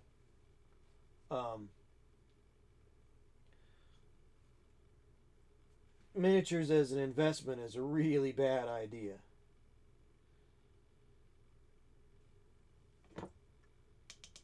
The bamboo printers, yes, they're trying to make everybody use their cloud service. Um, yeah, I think that's a little ridiculous. Actually, I think that's a lot ridiculous. But thing is bamboo has their stuff, which is really interesting, and they've got a good product. But a lot of the other manufacturers, the other things are coming up in pretty good fashion now too. So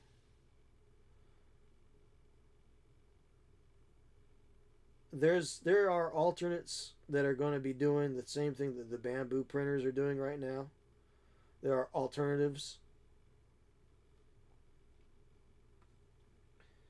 So they're just hurting themselves again, you know.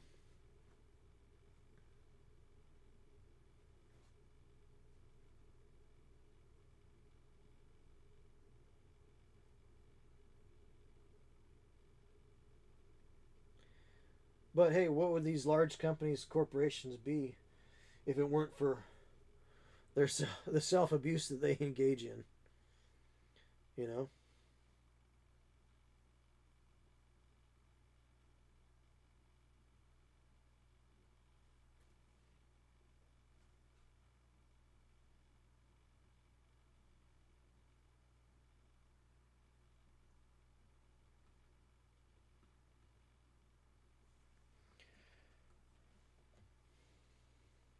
But yeah, I heard about that.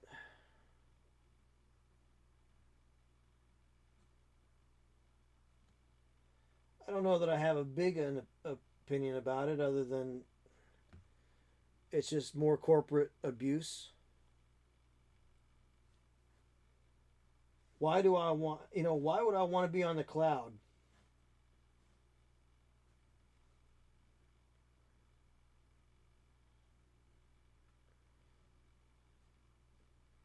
Why would I want to be beholden to somebody else's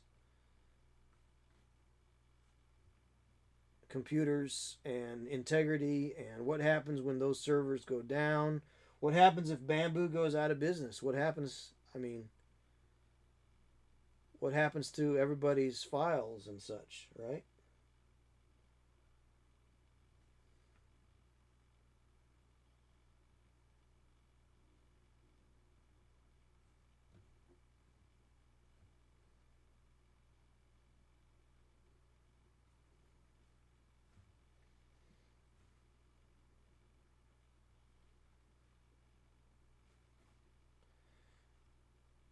I think it's just another way for companies to exert control over their customers.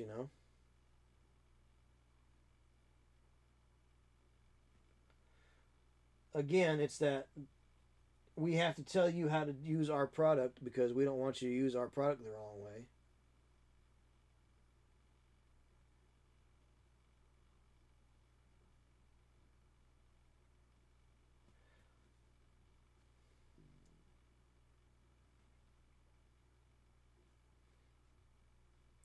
Forsooth and forbid that you actually get enjoyment and fun out of using our product. It's I think that's a little bit. That's what's the word? Anti-consumerist, anti-freedom. Right to repair. I mean, honestly, that kind of leans right into that whole right to repair issue as well.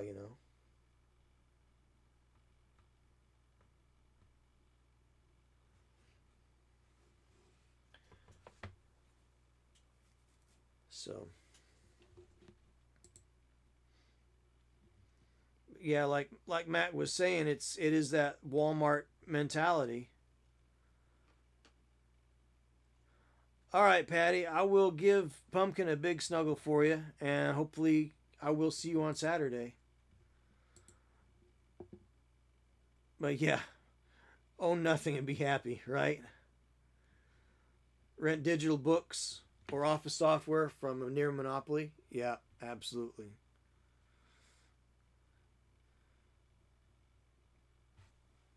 Absolutely.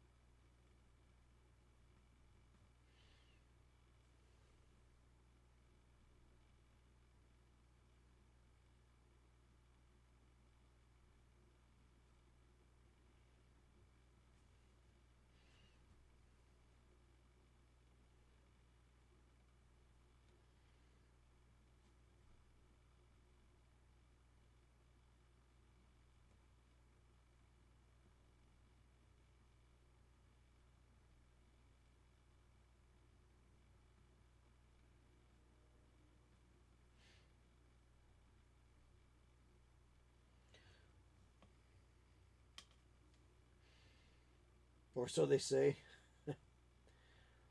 Yeah, a lot of things are coming down the pike. A lot of people are scared.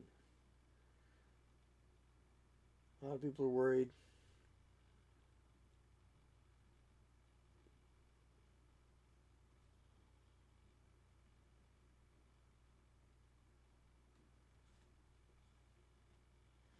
But we don't get into a lot of the politics here on this channel. It's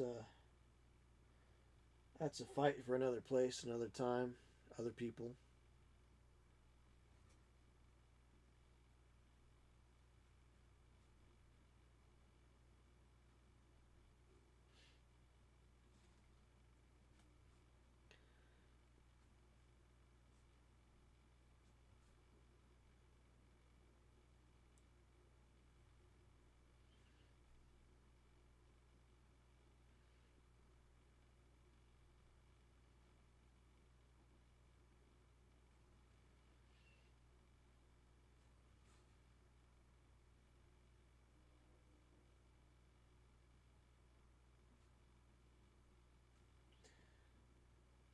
Let's see what we got going on here. We'll just mix a little light gray in there and see what's happening. See what that lightens up as. Throw a little more tan brown, straight up tan. It's a little too bright. Let's go add a little darkness to it. Generally, the things in the darker, in the further background they are, the darker they become. That's generally the case. Generally speaking.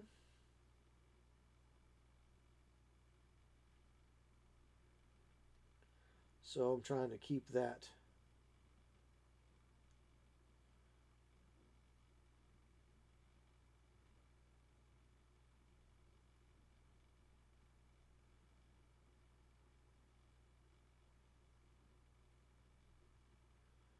Keep that idea going.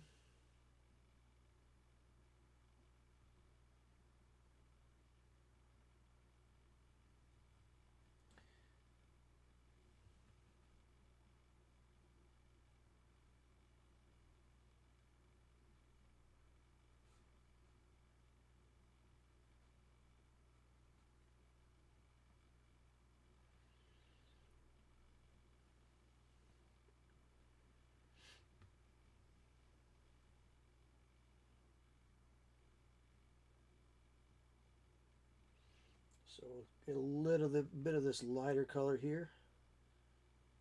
And we'll might even get a little more gray, mix that in. Add a little more brightness here so that this is closer to us right here.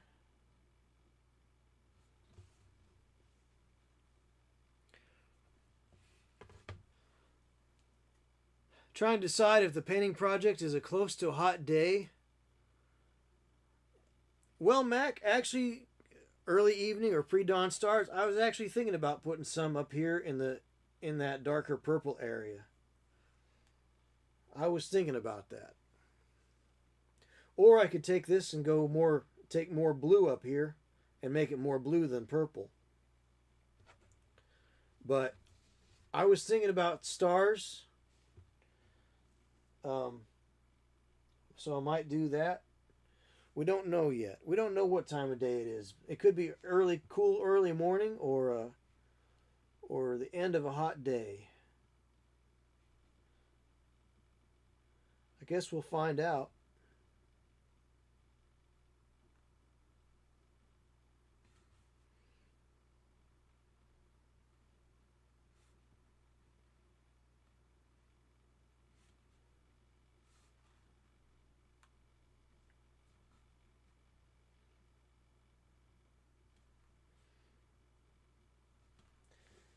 Let's go with a little bit of this warm white.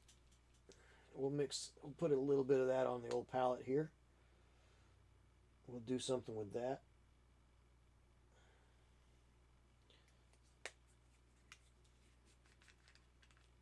Oh, look at that. It's Sealed itself off.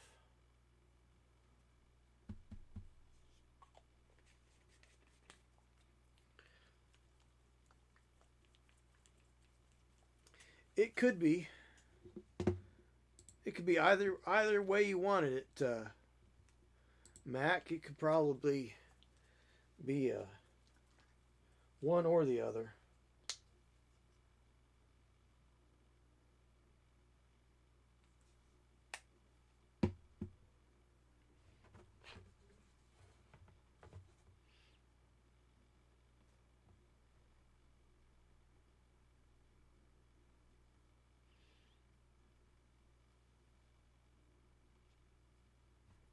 Now, if I were really smart, I'd put a platform out here, right about here.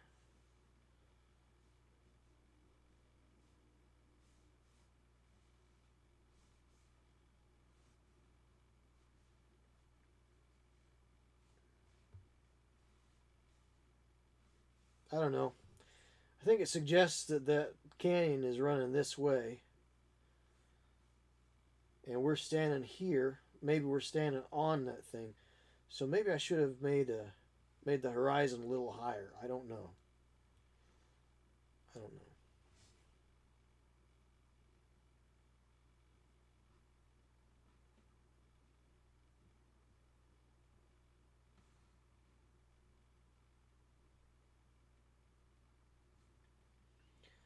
Don't really know. Hard to say sometimes.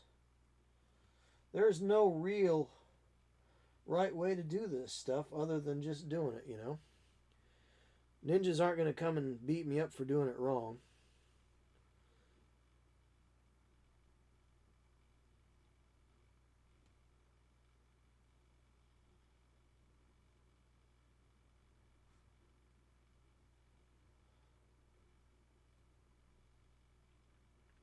I'm going to go with this as being the early morning. Could be in the evening, mid afternoon, late afternoon. I don't know. Just before the sun turns the sky blazing oranges and purples. Maybe.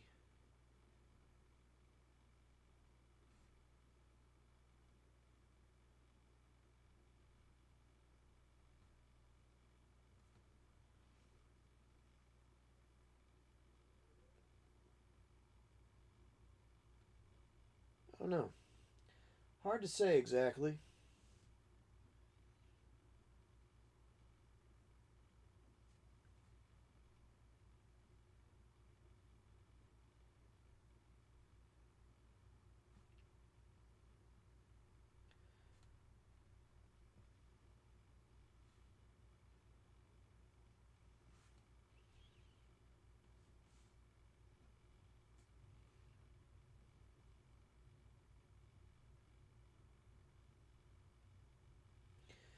Yeah, it seems like with gaming right now is when you have a big mover and shaker kind of so predominant in the hobby, like Games Workshop.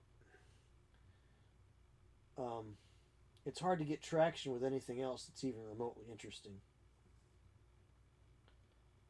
So you can have more. You have more of something, but fewer choices.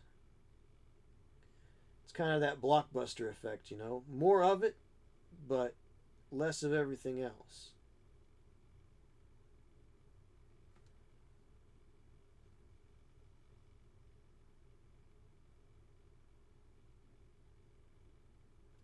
Maybe there's a little natural bridge going on over here.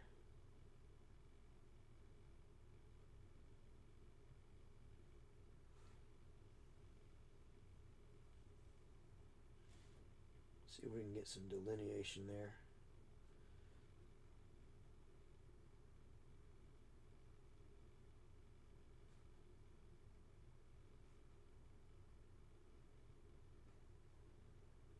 Maybe.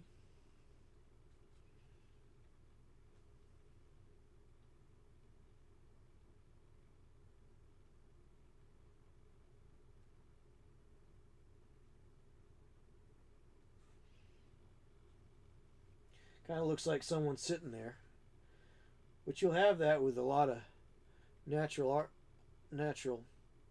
rock formations. You'll have a lot of odd things that will affect your pareidolia,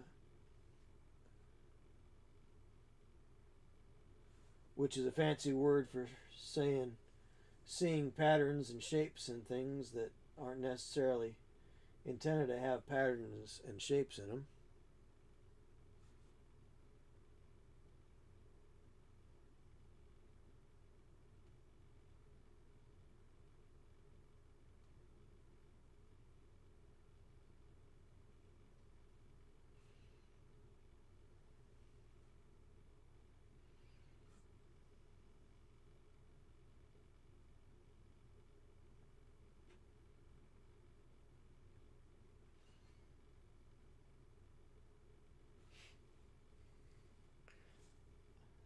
Art ninjas, intriguing. Well, I mean, Wizards of the Coast does have the Pinkertons, right? So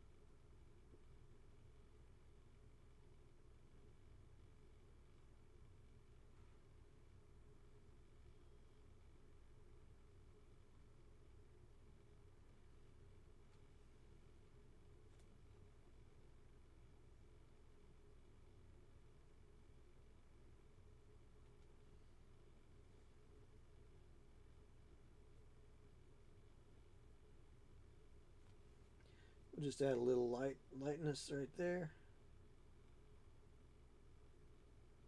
Tie that rock back there. Make it look like it actually belongs there. There we go. Just match some of those colors right there. Maybe right there too.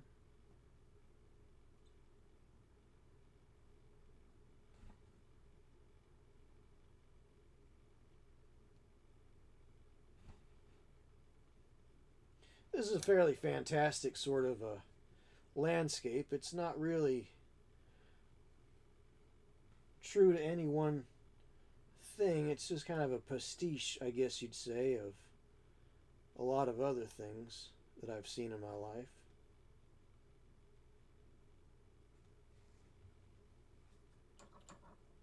life. Bloody Pinkertons, he says. It's kind of a pastiche of a lot of places I've been out west and things I've seen. So,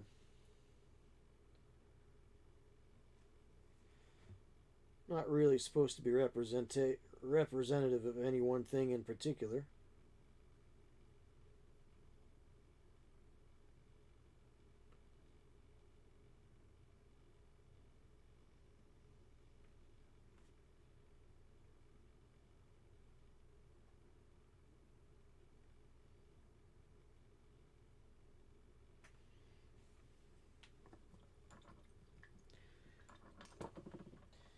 And I wouldn't have gotten away with it too if it hadn't been for you kids and your meddling dog. You meddling kids and your dog.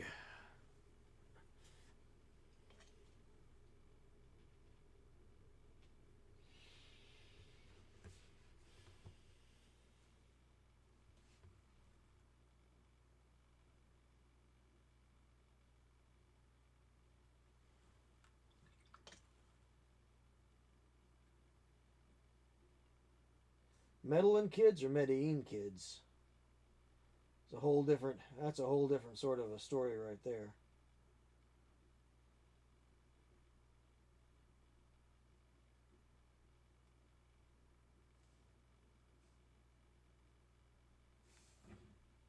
Let's get that little right there. Let's get that out of there.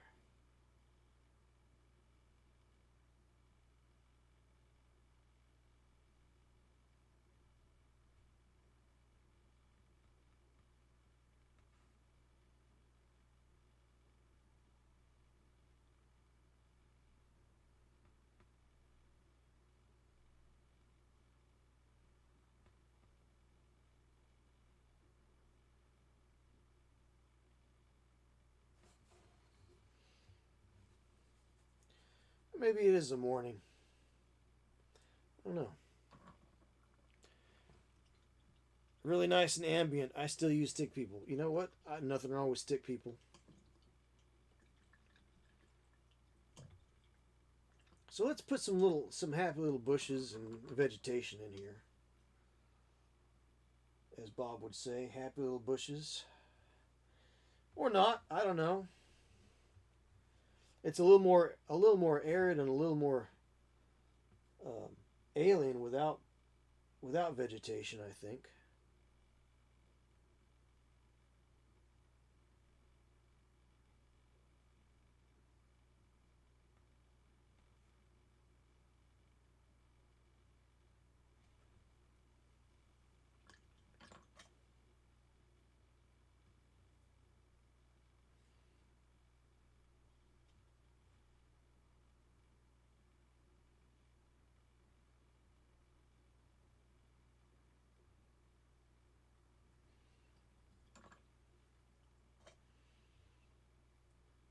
But why not? Why not? Let's have a little bit of vegetation, just a little bit maybe. Maybe we'll put a little bit of little desert tuft over here. Little some a hardy and hard to eradicate little weed over here. Maybe it lives right there.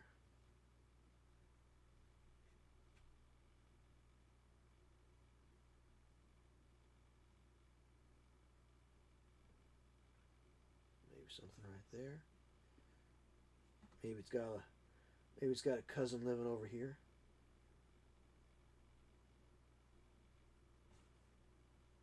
Maybe it's a yucca plant. Maybe it's a little yucca plant.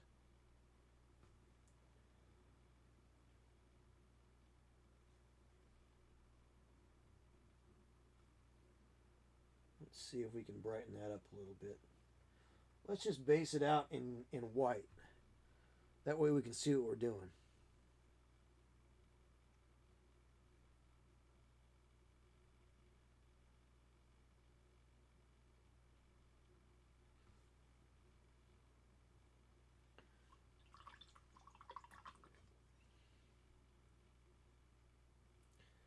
So we got a little yucca plant growing right here.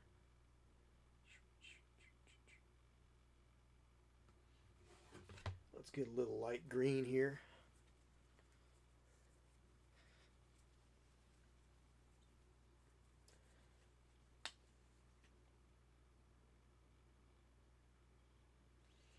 So this is Lime Sherbet by Apple Barrel Paint. So we'll just go ahead and put a little bit of a light green here.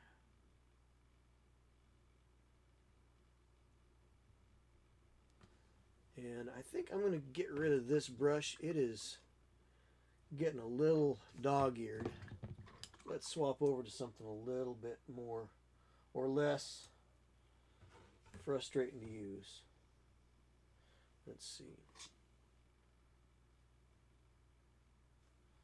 So let's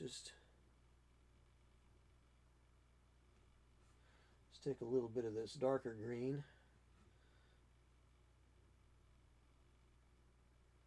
and we'll give some dimensionality to this yucca plant right here.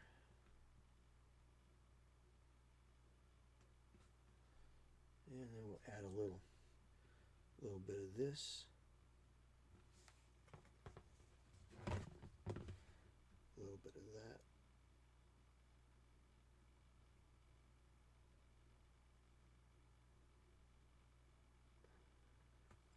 Right there.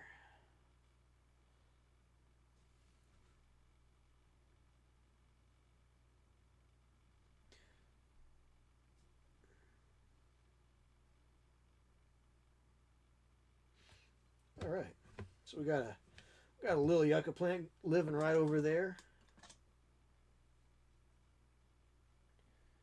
and we'll put another one living right over here.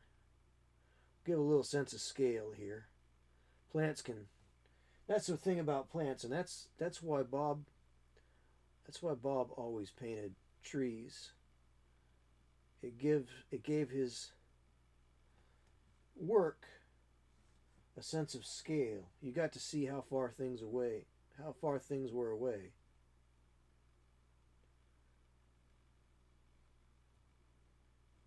So we're just going to do some yucca plants right there.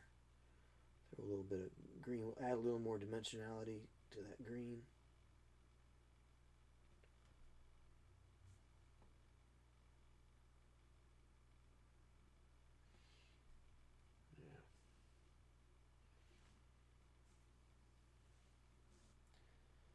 Oh, what do you say we put a little?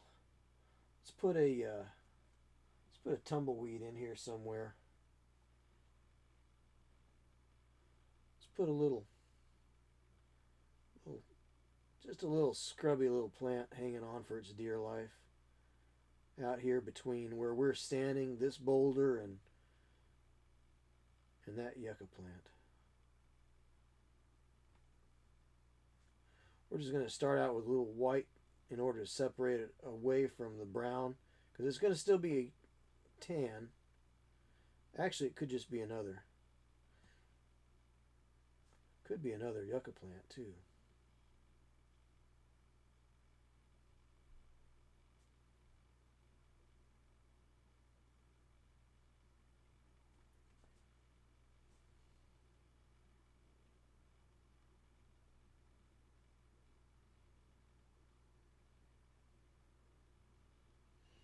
Maybe it's got some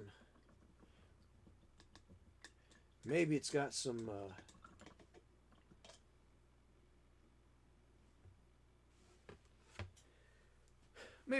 kind of little.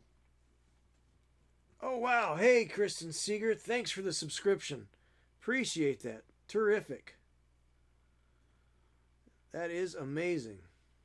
Of course, now that puts you in the running for a monthly monster, and I will be painting a monthly monster on Saturday. So,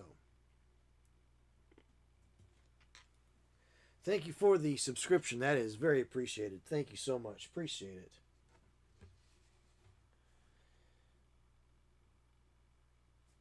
So let's get a little bit of this yellow green back here. A little yellow green there, yellow green there.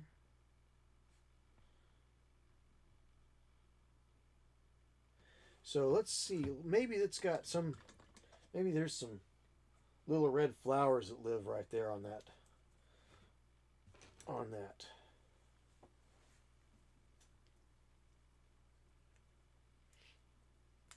But before I do that, I'm going to let that dry up, I think. And I'm going to, let's say there's a little grass growing right here. Let's say a little grass. Maybe it's found a home. Maybe there's a little bit of grass that's found a home right here in this crack. And it's just wanting to hold on for dear life.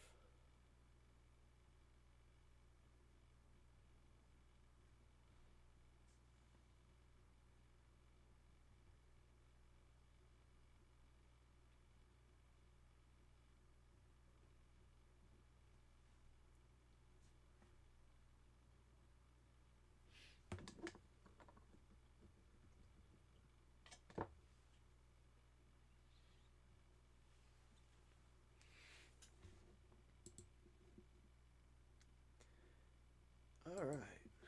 Let's see.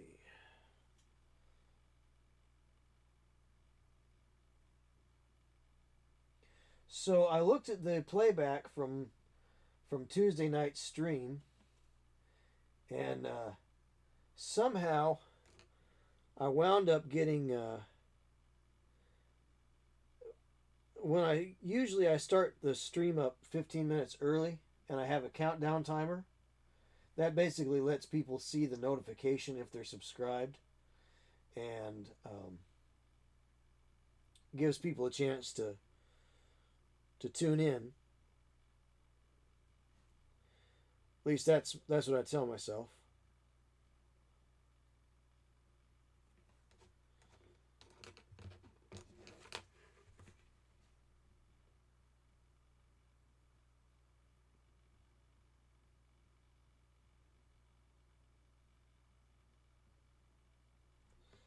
And evidently, I wound up accidentally picking up the last 15 minutes of build, paint, play.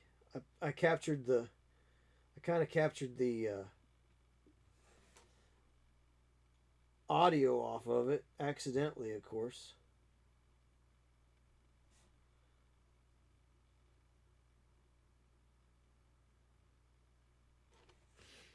So that was kind of funny. That was a surprise. I didn't think that my OBS would pick up that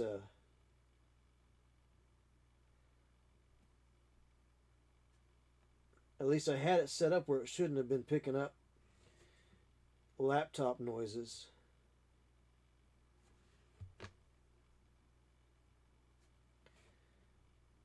But that was not the case. It was kind of funny. But if you want 2 more wonderful hours of hobby goodness, interviews with industry people and writers and other artists,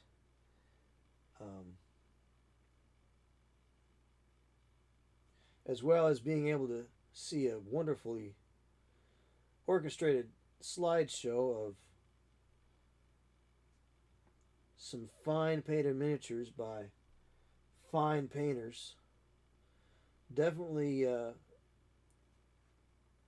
try to tune in on Tuesday nights at 7 o'clock to YouTube, where Dave Taylor and Jake Krajewski talk about build. It's called Build Paint and it's called Build Paint Play, and it's just kind of a neat little show.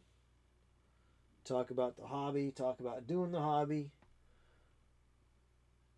Talk about some upcoming things, and it's a pretty positive little, nice positive little atmosphere.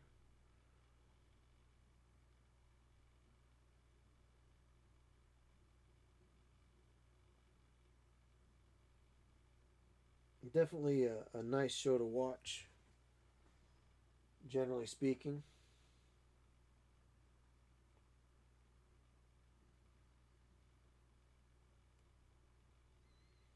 Dave's real reserved and laid back, and Jake is kind of excitable. But Dave Taylor's been in the hobby for over 30 years. He's made a living off of it, whether through commissions, but he was like U.S. studio head for Workshop for a few years, and then he left Workshop and started his own thing. Well, he started with I think he started with Warlord, with War Games Illustrated. When Warlord picked that up, they needed an editor in chief, so he was that for a little while. Then he's got his own publishing business, Dave Taylor Miniatures, and he's also a consultant. Part of what he does. So he knows just about everybody in the industry.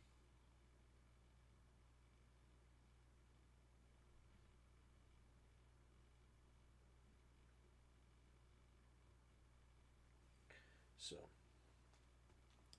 definitely check out Build Paint Play at 7 o'clock on Tuesday nights on YouTube. I usually do that, and then I come over here and I start my show right after. It's kind of a little after party, or stay away from Etsy. Yes.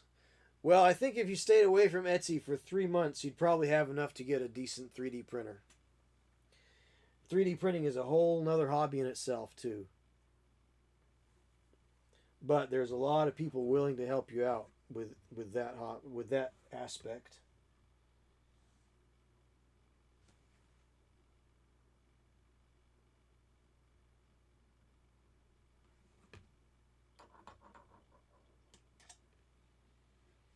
So maybe there's a little stream.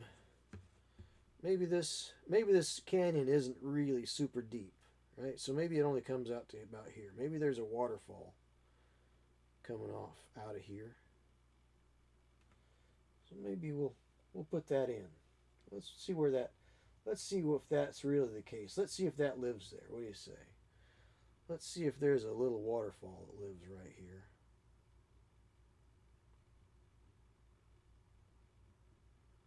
I don't know why I'm doing this. This is where the miniatures are going to be standing in front of that.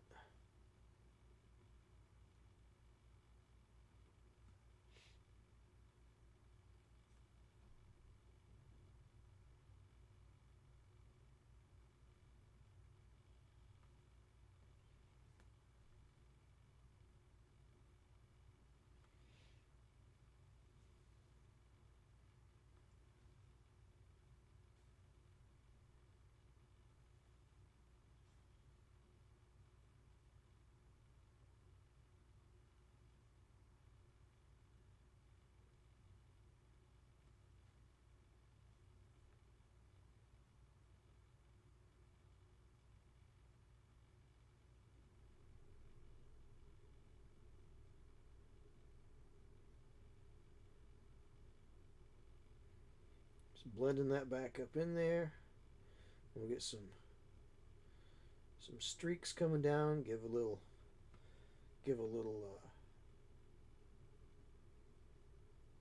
movement to the water there.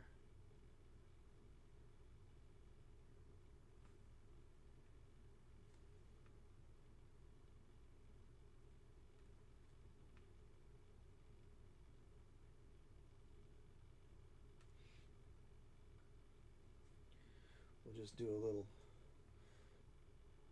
a little stippling here to give a look of water splashing. Get a little white and gray.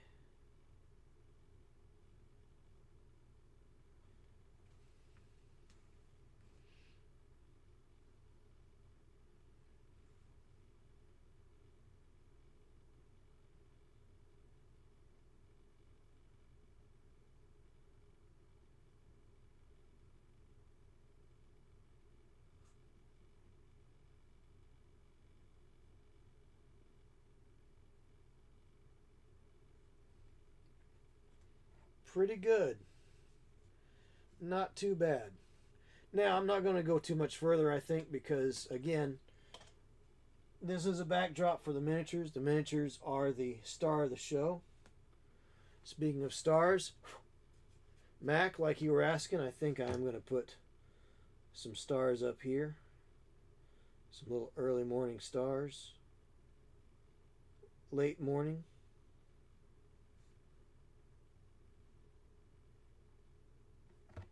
What have you.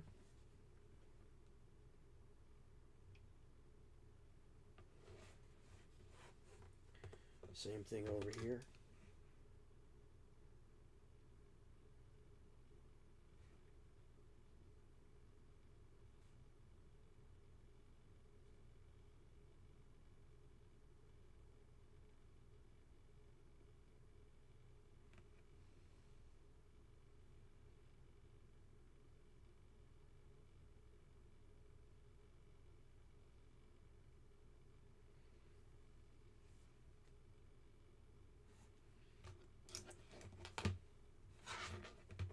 Don't want to do too many.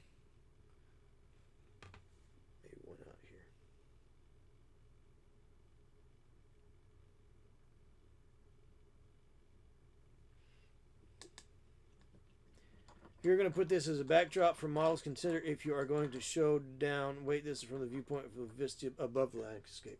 Yeah, yeah. So they're going to be standing like this, basically, right? So, oh, see if that.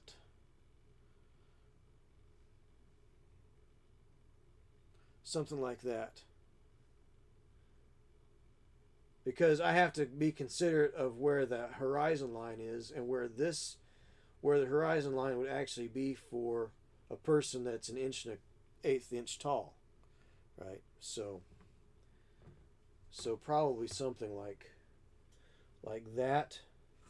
And then of course it would cut off, have a little platform here, a little piece of foam or something. And then probably just frame it out like that, or move it over here or over here, whatever. Hey there, Quantum Reveries. How you doing, my friend? How's everything going? Just been painting some backdrops. I think you were in here the other night when I was painting some backdrops. So that was Tuesday night's project. Finished that up. Finished this off tonight, and I just started this one right at 7 o'clock, really. So it's a little cartoony, but that's okay. So, but there's that. So you were here for the marbles. Okay. All right. Yeah. The marbles. There you go. Right. These are not quite as much fun as Ed's marbles, I'm sorry to say. But we'll use this shooter and we'll knock these other two shooters out of the way. And if they get out of the circle, you get to keep them.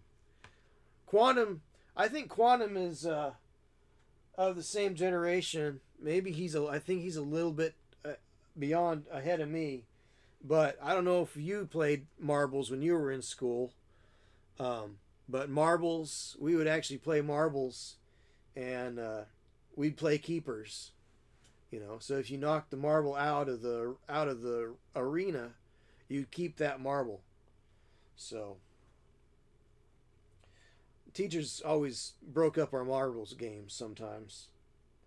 I don't remember ever having bad feelings about them though. I mean, we kind of sometimes what would happen is you would win somebody's really nice, like a tiger eye, and later on in the day you'd wind up trading back for something else because he might find a marble in your bag that he liked better, and so you'd trade back, So anyway, so far here's two backdrops down. So that's pretty cool. And it's only 9:30, so we got another hour and a half yet to go here. So we got a little Old West. Almost, it's kind of dark. It actually turned out a little darker than I had expected. So, and I actually didn't follow the lines that I drew on here because I kind of obscured them. But I got close to what I had in mind. So, anyhow. No marbles at our school. We played desktop football with a folded triangle of paper on desk. Yeah, and you probably bet your milk money, right? You play fold up football and bet your money. Bet your milk money.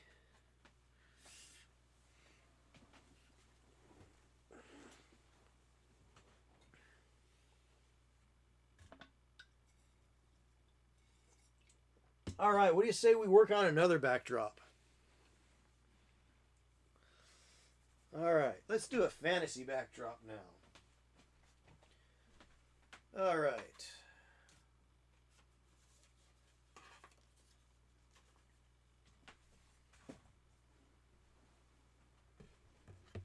Let me see if I can. How about snapping pencils or slaps? I don't think we ever did that. That doesn't ring a bell there, Midrill. Snapping pencils or slaps. I don't remember that one. Have to say. Sorry to say, I don't recall ever doing that. Leaf green. That's a good green to start with. We'll get a little bright yellow as well. I got burnt umber. I got another light green. That's good. We'll go with that. Sable brown. All right, I am going to turn off the microphone because I'm going to be putting these on the mixer. Let's see. 2 mason jars full of 100-year-old agates and shooters. Wow, nice, Mac. Painful games like eraser burns. Oh, I remember eraser burns. I remember that. All right, I'm going to turn off the microphone for just a minute, and I'm going to hit the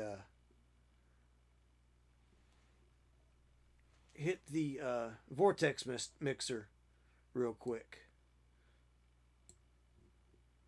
So going silent in 3, 2,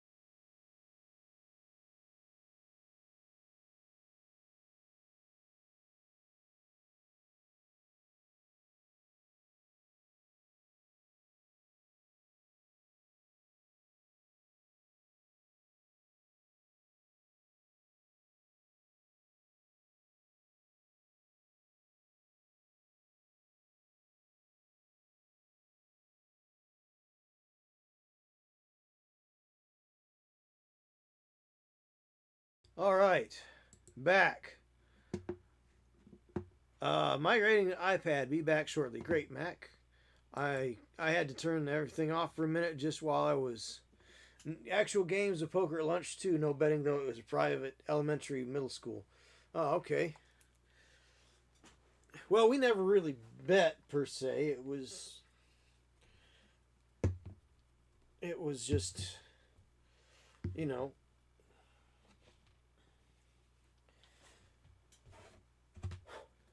But marbles would definitely you would get and take marbles. All right, so I got everything that I wanted. I still have this. Still didn't get mixed quite great, but it's a lot better than it was. These have been sitting around for a while. These are just your regular old craft paints. But craft paints are fine. There's a lot of people don't like them, but for painting what we're doing tonight, craft paints are just fine.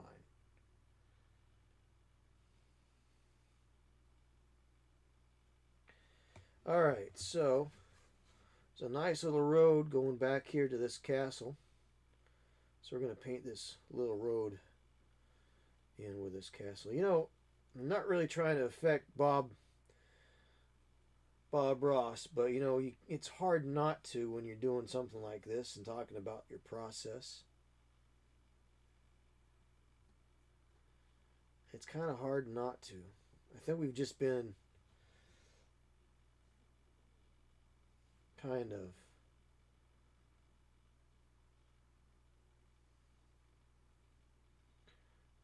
it's kind of been ingrained a little, it seems, maybe.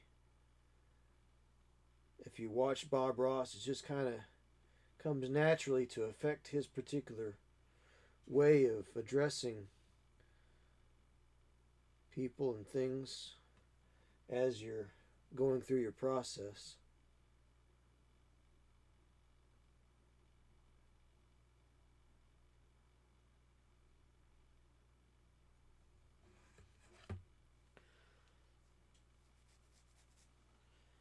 I think it's just kind of an odd way that maybe just the way your brain is wired.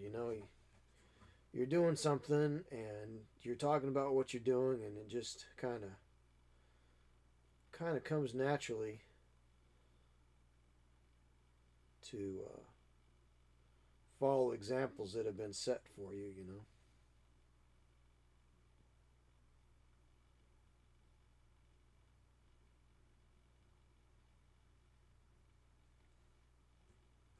So we'll just block that in like that.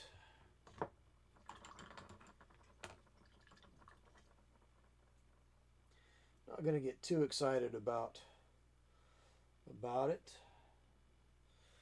Let's see. Let's get some gray and some black on the palette.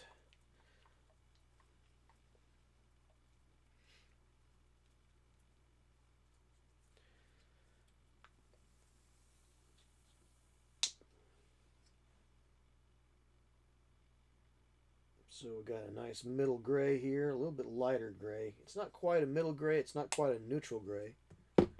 It is Americana slate gray, which seems to be very similar to apple barrel elephant gray. I think pewter gray is a little bit darker, a little bit more darker blue in there. I've tried painting abstract backdrops for photography, but I've only had mixed results. Too much texture. Nothing wrong with texture. Nothing wrong with texture at all. There's a big difference between miniatures painting and backdrop painting, Quantum. In fact, this piece that I just got done doing here,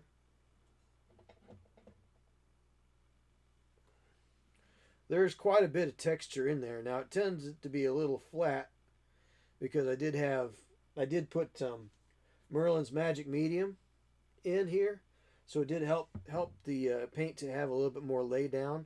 But I was really going for building up textures, and it's very subtle, but there is built up texture on this. So, as I was saying earlier, um, miniatures are the miniatures are the stars of the show, right?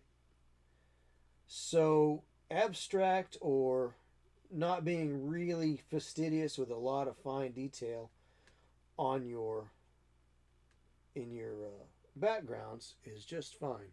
Now I'm using a dark gray that I just mixed up, a little gray, a little black, and just like painting miniatures, we're going to start off with from the darkest and work our way up to the lightest.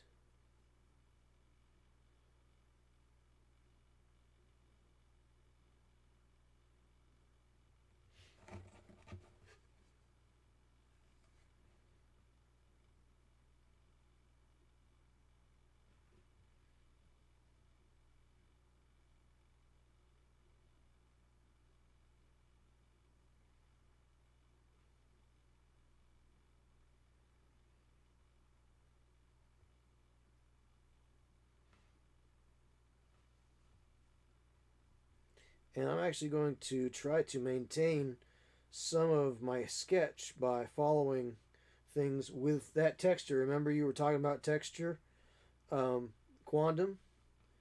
That's what I'm going to try to do here. I'm going to try to, instead of really being so translucent that I can see my pencil marks still, I think what I'm going to try to do is I'm going to try to mimic those pencil marks just with texture.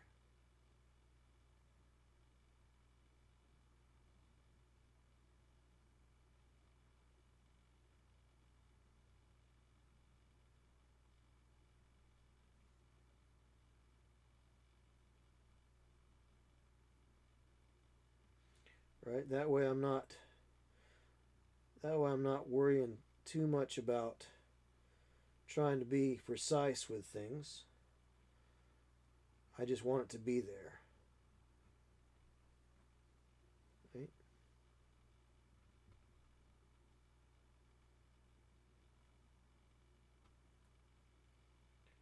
So we're going to a little dark gray here. Pick up a little blue, add that into the dark gray.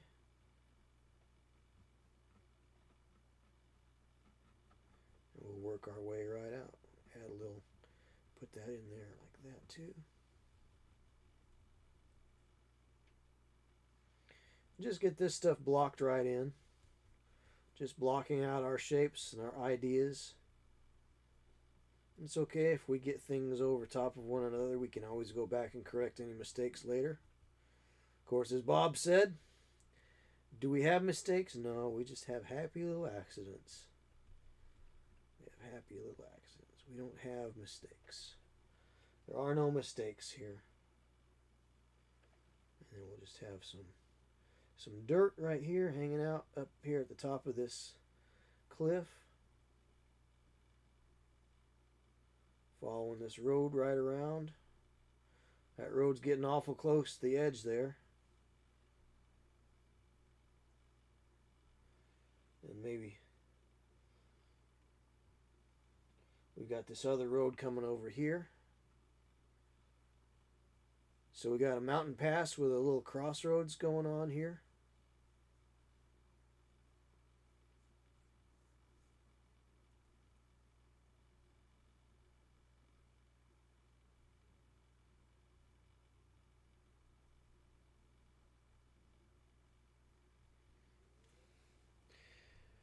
One of the minis to be the focus but had too many different color shades and the minis got lost. That's not so much a problem with representational backgrounds like yours. Oh, okay.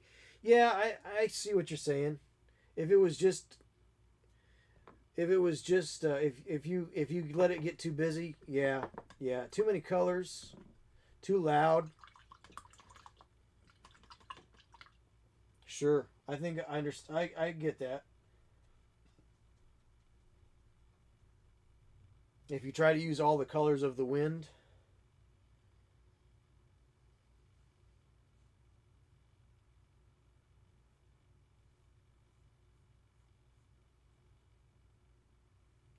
Now that's a little too bright. That's a little too bright.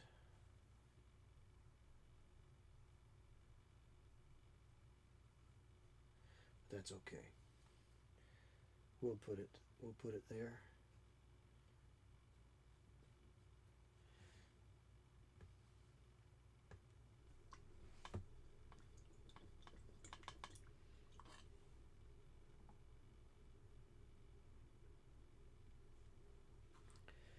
Let's go with this leaf green here. It might be.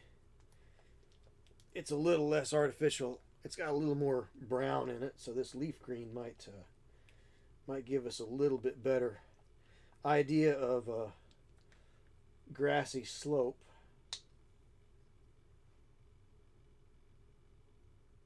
Let's see where this takes us.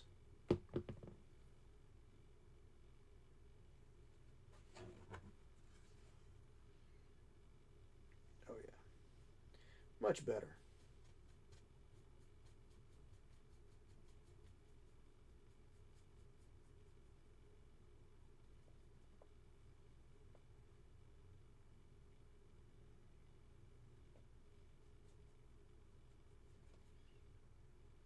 Let's throw a little black in that green.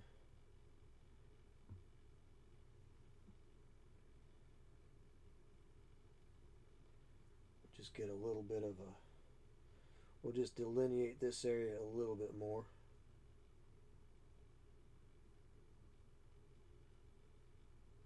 Bring that up. There we go.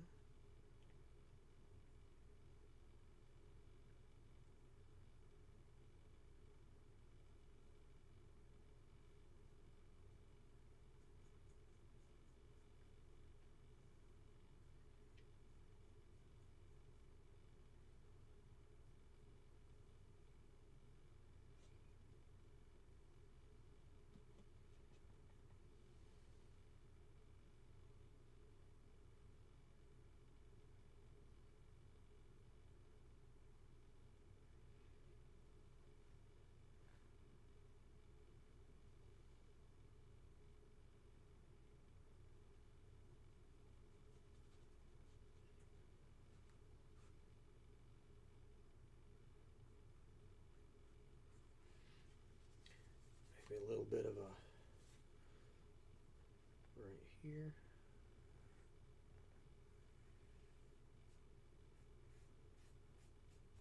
Some greenery. And then it's going up the mountain a little bit here.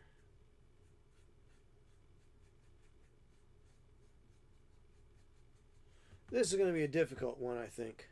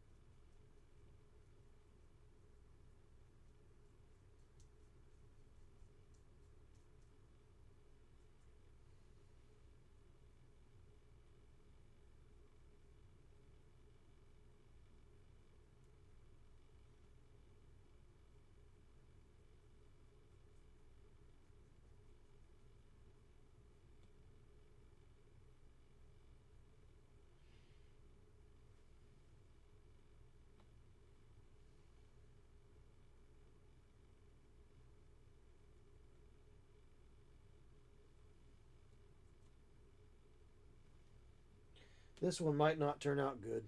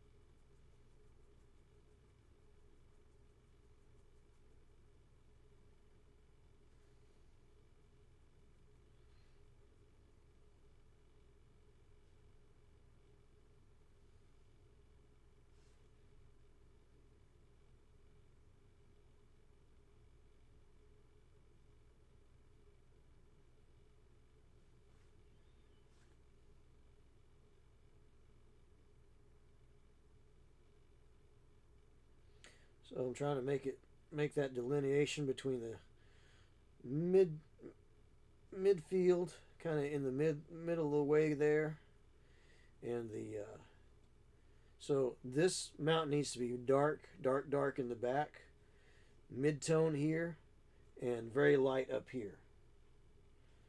So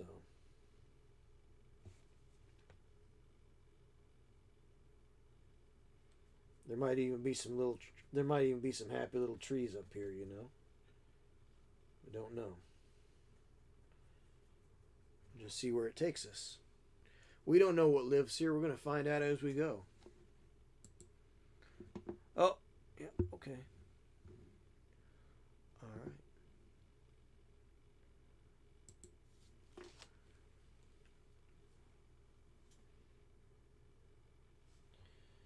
So here we go.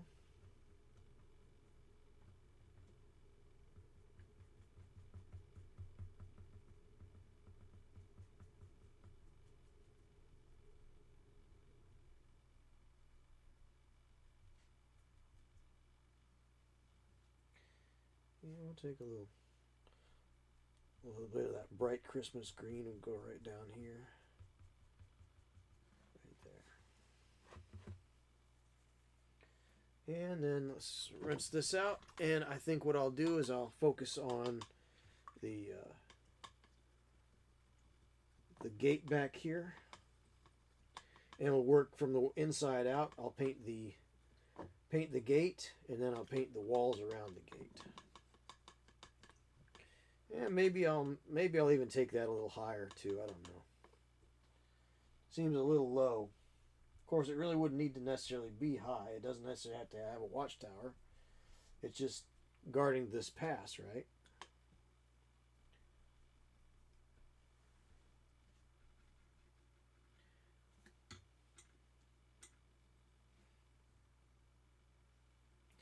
All right, let's get a little dark brown here. And it's too much close to that color right there. It's too close to the color of the road. That's okay.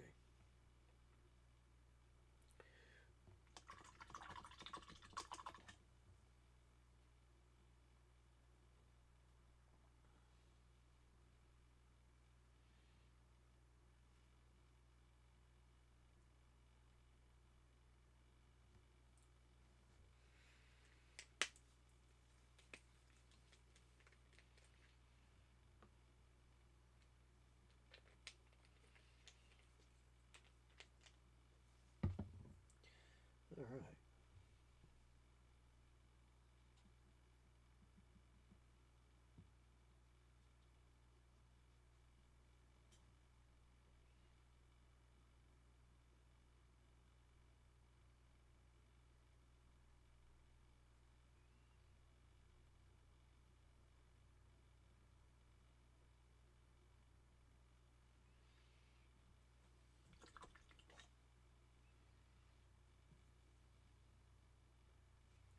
So let's use a little of that burnt umber. It still doesn't go down the right color, quite honestly. I need more like a teddy bear brown right there.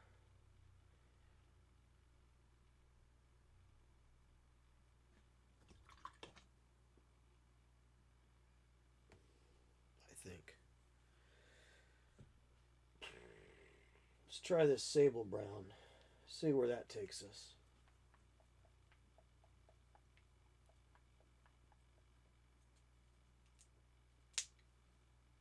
The burnt umber was too close to the raw umber in value, so it was looking it was colliding too much. All right. Oh yeah, that's much better.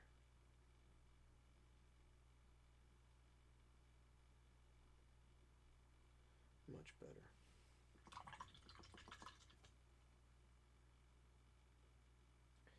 All right. Now we'll go ahead and paint the castle walls here.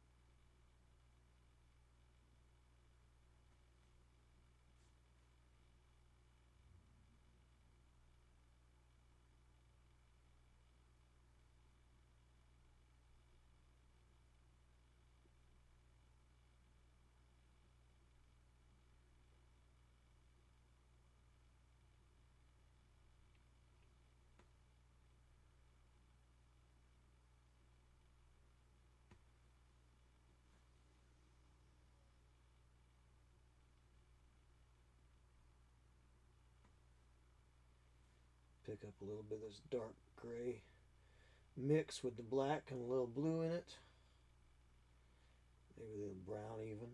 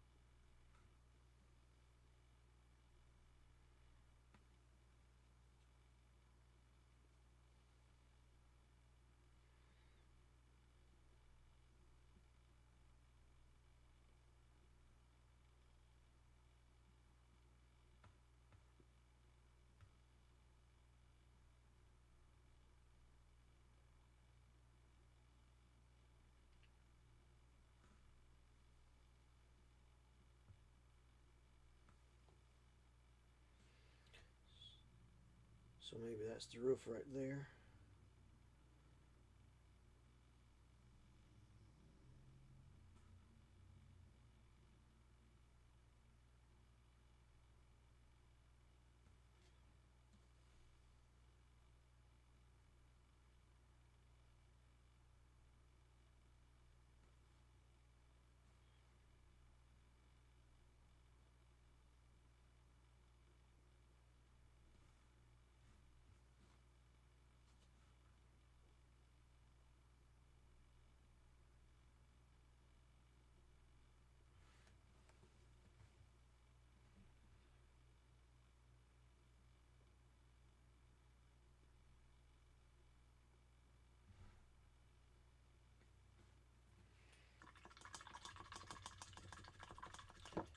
$38 to the ad.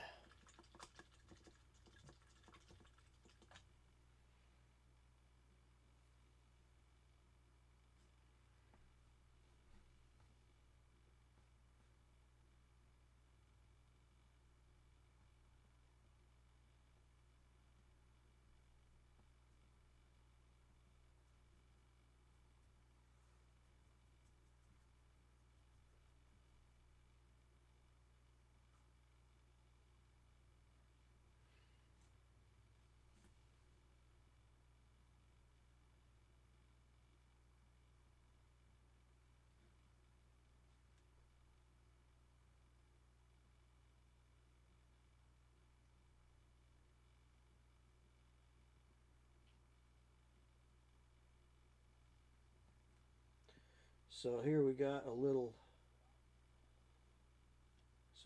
rocks hanging out here sticking out of the side of the hill.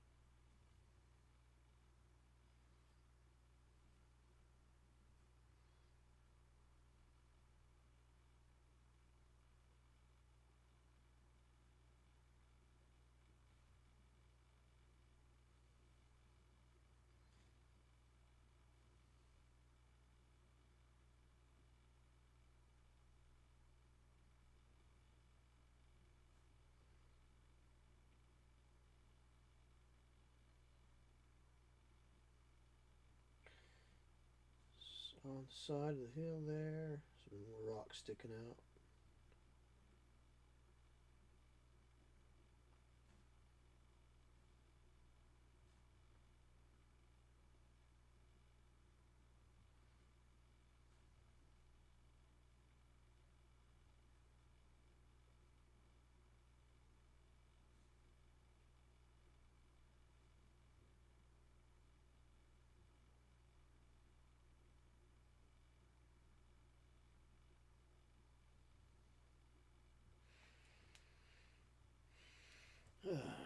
Take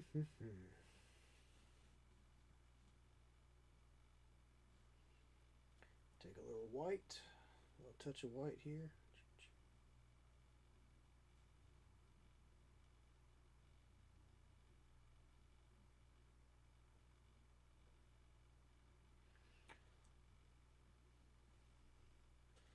A little black, a little gray.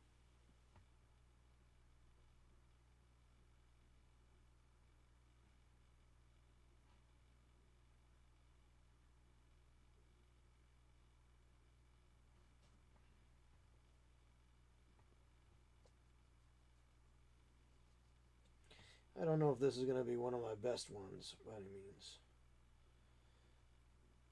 I think this is just going to be what it is.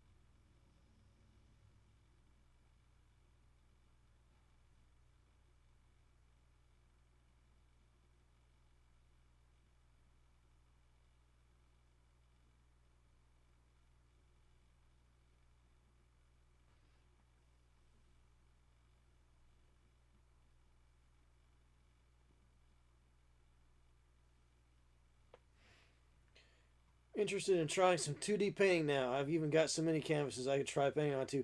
Well, Quantum, I'll tell you what. There's nothing like it. It's a really nice break in the action. It really frees you up, and it helps you. At least for me, it's kind of leading me into places where I'm. You can see how I'm letting the colors kind of mix on the piece by themselves, kind of doing some letting them blend. I think it's important to get some of those understandings. I think that helps. That definitely helps miniatures painting. Is taking a break and trying something different, and trying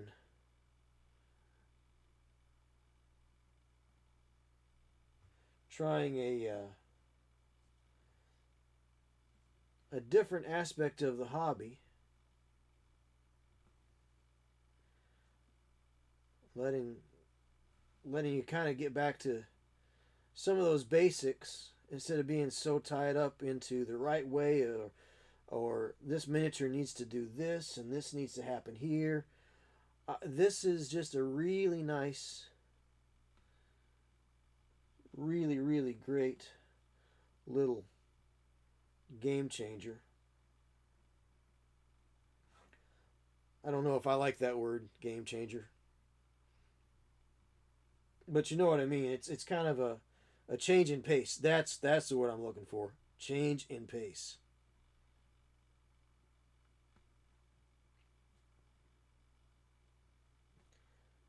Definitely something of a change in pace.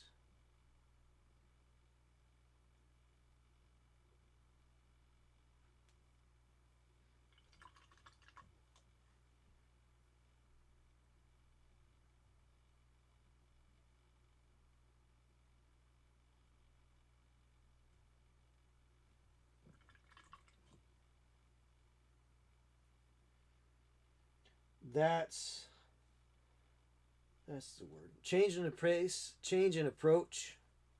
Even we get so tied up with how we should do this and how this light is supposed to hit here on this miniature that we forget. Sometimes I think we forget how to have fun with our hobby. You know, I think that's I think that's the one thing that is challenging about miniatures painting. I think sometimes we get so tied up into what's the right way to do it, and I saw this guy do this way and I got to do it like that, and these methods and these techniques, I got to take this class and I got to learn how to do it just like this guy or this lady, you know, this person with a successful YouTube channel, or they've won 87 golden demons and 12 worthies and 14 resin beasts. I think we need to get away from some of that, and I think we need to get back to having fun and remind ourselves that, hey man, it's just paint, baby. That's all it is. It's just paint. That's what I tell people at my painting takes. I tell them, don't get too worried about it.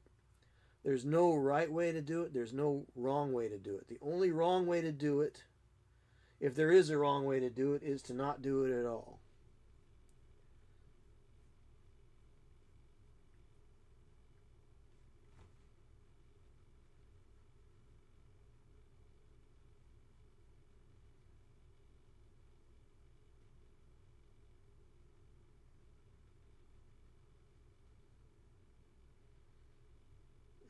That's kind of the way I look at it.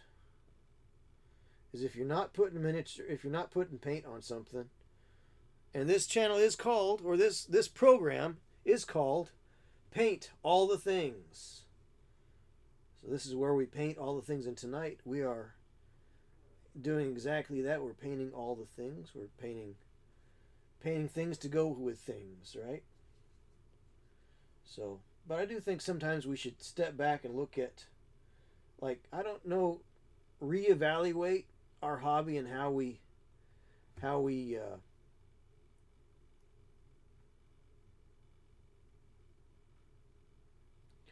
engage with our hobby. Are we just so tied into the miniatures that we forget about painting in particular? And because if you do something like this, at least for me, it kind of refreshes my relationship with paint in general. That's kind of where I'm going with this. This is something I've needed to do for a long time. I bought these canvases some time back, and it's something I wanted to do for a while, and I just feel like it's a good time to do it, for sure.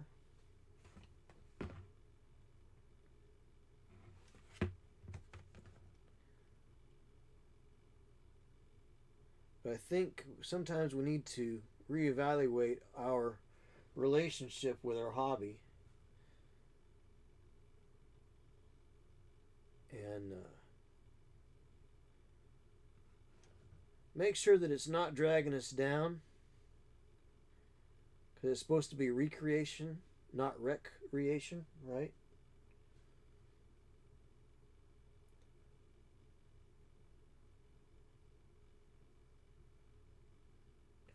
So, what is our relationship with the hobby? Are we having a good time with it? How do we feel about the paint we're using? Notice I'm using craft paints, just bog standard, basic acrylic craft paints, nothing fancy. Most people would turn their noses up at them, but yet here I am using them. Why? Because why not?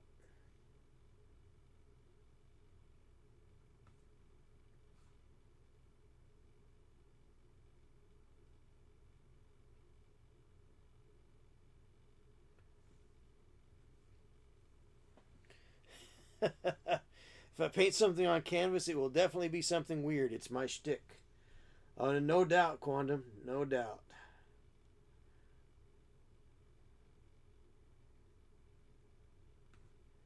Remember, always be weird. Well, first of all, always be Batman. But if you can't be Batman, be weird.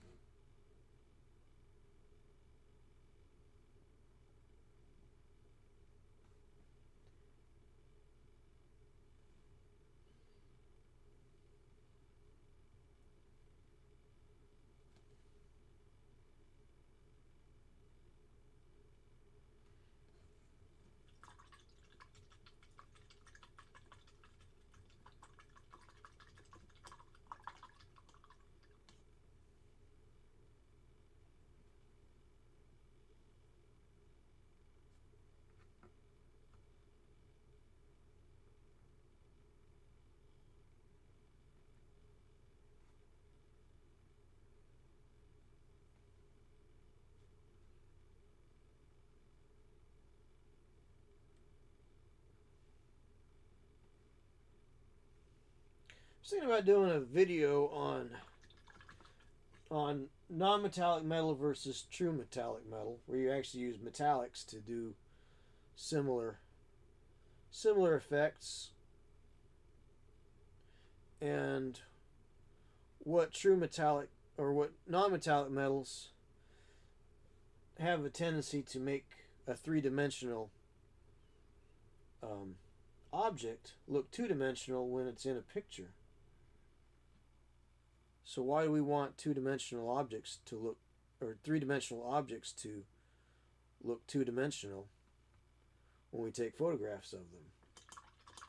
We're taking a three-dimensional object to make it look two-dimensional, so that it looks two-dimensional on a two-dimensional medium. Why do we do that? I don't know. That's the thing is, but I was worried as I went through the thought process. I was kind of working up an idea for a script. I was kind of thinking that it might come across as a little bit mean spirited, but it's not.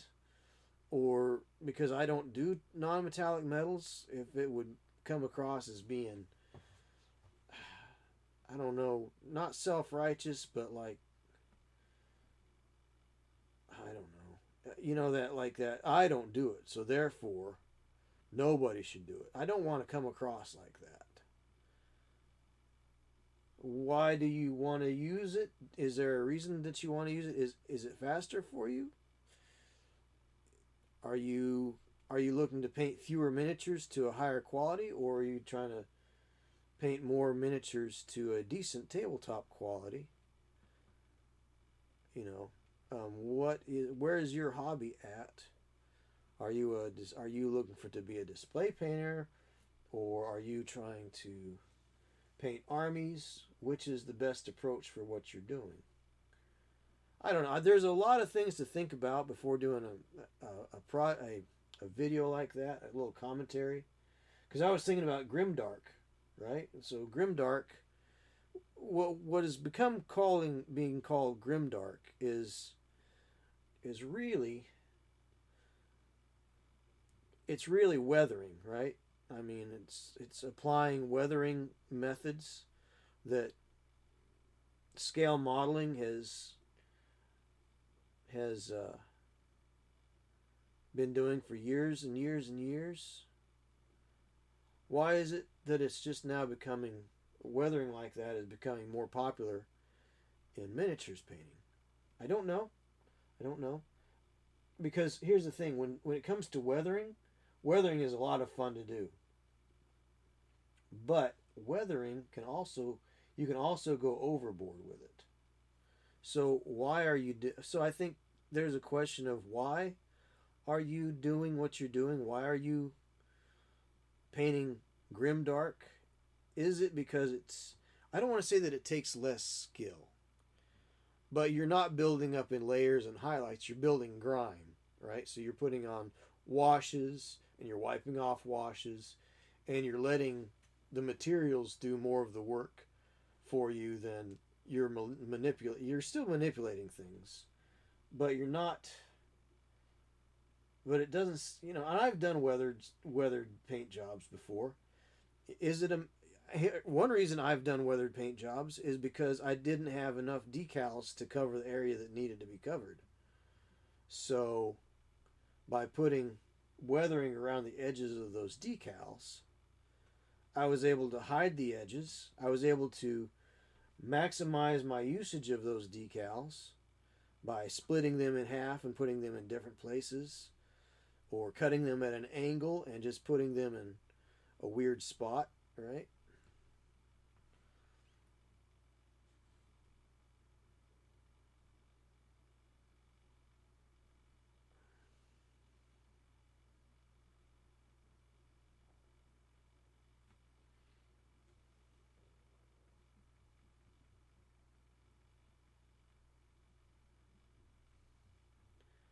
So what was my purpose in going grimdark or over weathering? And can you go so far with grimdark slash weathering that it becomes detrimental to your piece? Is that a caution? Who's talking about that now? I don't know.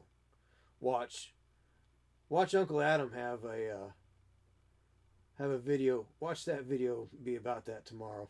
Wouldn't that be ridiculous?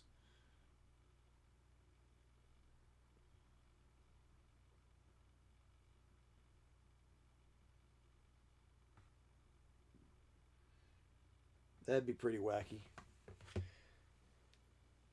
Focus was control and quality. This year when I resume, my focus will be speed. Excellent. Always good to work on something quantum. Absolutely. Never seen. Hey, Blades. Black Skull is probably Batman. Never seen them both in the same place. Me neither. God, I'm wondering about that, Quantum. Hey, Blades. Good to see you again. Quantum says, last year my focus was on control. This year my focus will be on speed. Excellent. Techniques to save time without sacrificing quality. Ways to speed up my workflow and so on. Absolutely. Uncle Adam must be listening in right now. Anything is possible on the internet. Anything is possible. He knows I stream, so I don't know. Also, Quantum, by the way, there is the streamer meetup again this year at Adepticon if you're going to be there. Be great to see you.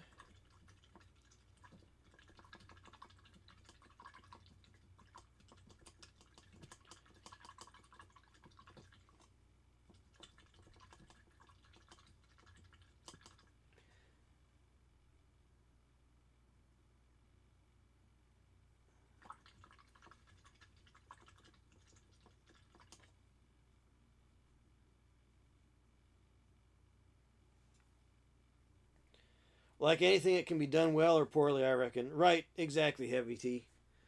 Very true. How you doing, Heavy T? Good to see you tonight. Hope all is well in your world, or as good as it can be for today. Even if it's a bad day, hopefully right now is good. Sometimes bad days aren't all bad.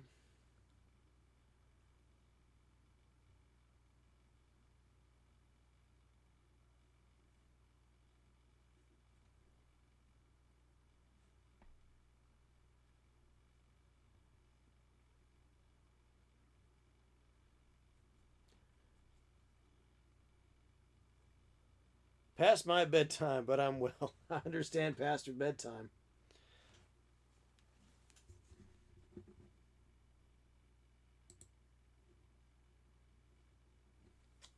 Oh, well, that's too bad, Quantum. Sorry you won't be there. We'll miss you.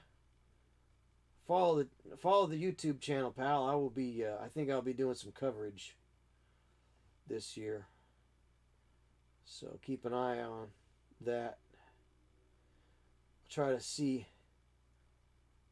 Try to see everybody that's there, and maybe you'll be able to. Maybe you'll be able to live vicariously through my YouTube channel.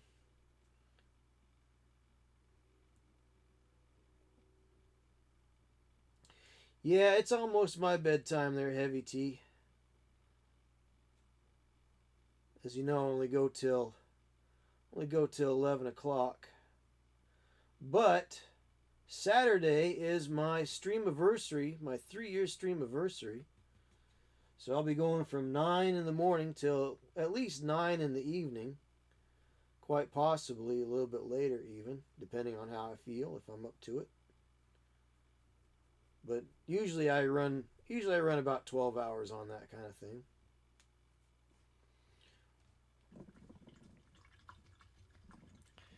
And there are all sorts of wonderful giveaways. I have got this year, I've got paint kits to give away, I've got paint racks to give away, I've got sprue racks to hold on to your sprues so you can organize them while you're working. I've got, I think I've got a set of paint brushes to give away. I've either got it's either for the stream anniversary or it's for when I hit. Okay, so I have a Warcrow box for giving away when we hit 400. I have something even cooler when we hit 500 followers here on Twitch. So help us get there. Help us get there. And somebody will get. I don't want to tell you what is going to be given away when we hit 500. But it starts with game and ends with envy. So that's a while off right now. We're only at 337. And what's funny is I think what's happened is like I've blocked bots and such from coming on. But when I do that, I think Twitch also has a tendency of taking real viewers with it sometimes. So I've been up to 340. I probably would have been at least by 350 by now. But probably even further because I know I've picked up and lost at least 10 or 15 people. So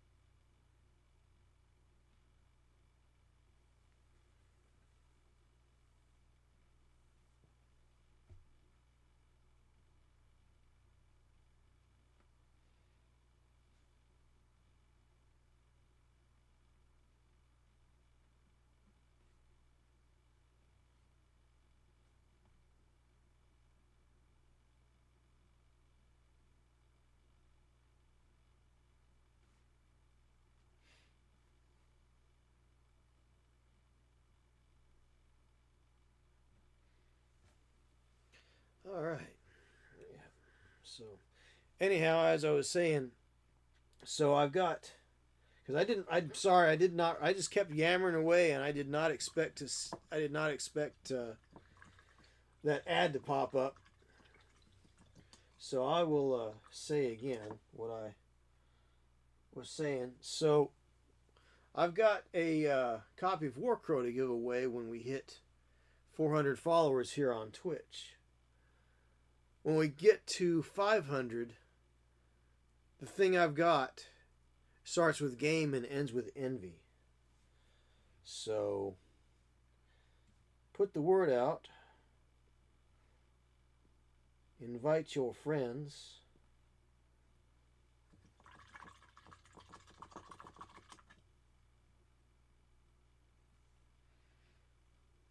So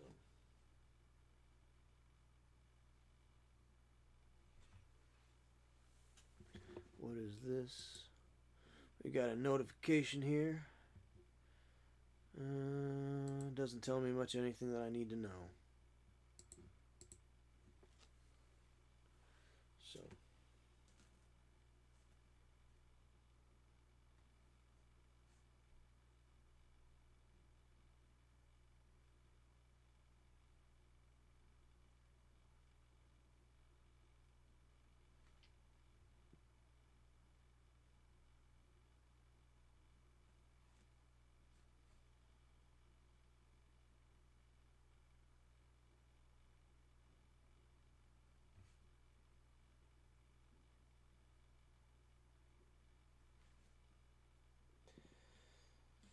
all right. So here we're almost about 23, 20, 25 more minutes here to go.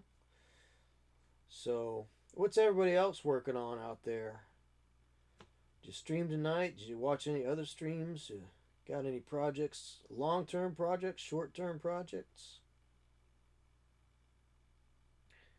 What's going on?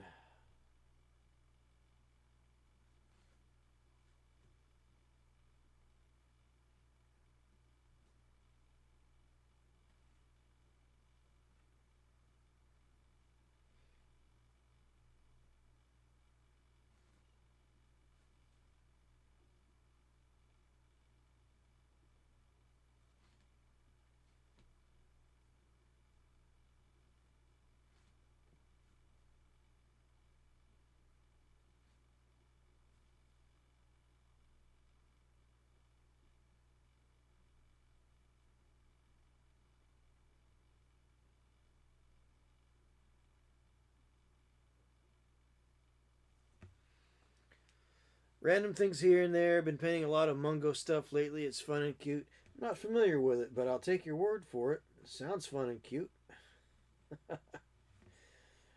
Not familiar with Mungo stuff, but I will take your word for it. I think you would know better what is fun and cute than I do. I'll take your word for it. That's sounds like well, you've definitely hit on one of the most important topics. Fun. Cute is subjective, but fun is a must, right?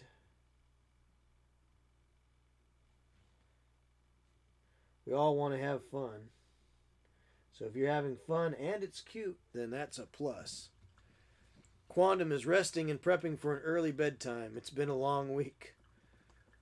Cool. We'll take a look at it when I get back to my tablet. We'll look at the Insta and.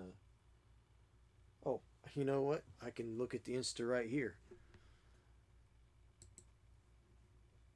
Because I'm a big dummy. Even though I don't know how to do. I don't know how to bring things over, unfortunately. Yet, I will learn how to do the computering.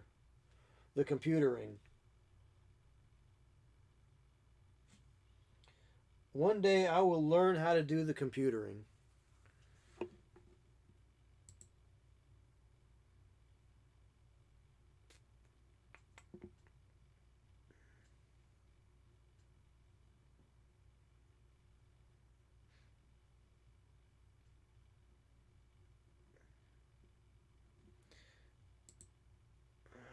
Let's see what Blades has been up to. Blades. Oh, sorry. The real Blades 81. The real Blades 81.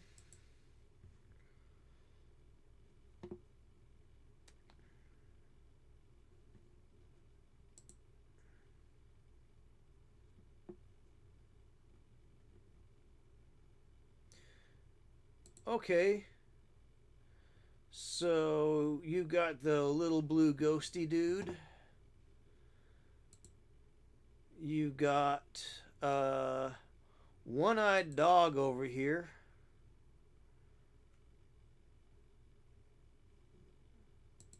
Let's see. That's pretty cool. I like that one-eyed dog. That's pretty rad. But I like the blue that you put on the little ghosty dude. That's a pretty vivid aquamarine blue. I like the highlights on his eyebrows. Nice work on his eyes. Good base work too. I like how you brought those lines, the green and the tan, from the grass and the grave out to the outside edges. Very nice. The Squig Dog is from Mike Moans. Ah, okay.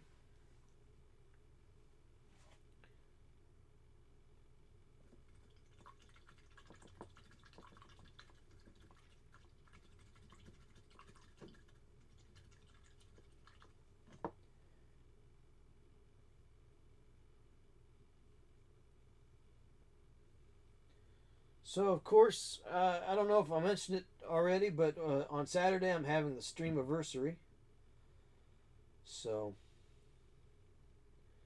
3 years. I have been streaming for 3 years. Well, I mean, not all at one sitting, obviously. But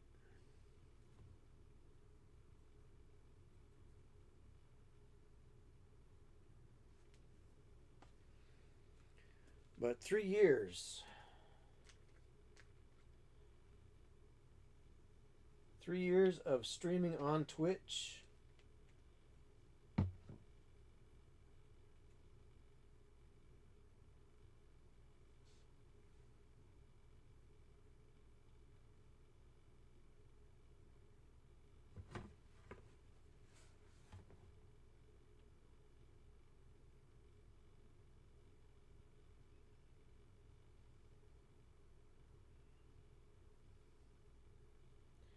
Of course, I multi-stream out to YouTube.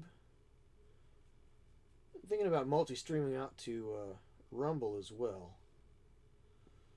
Widen the audience a little bit more.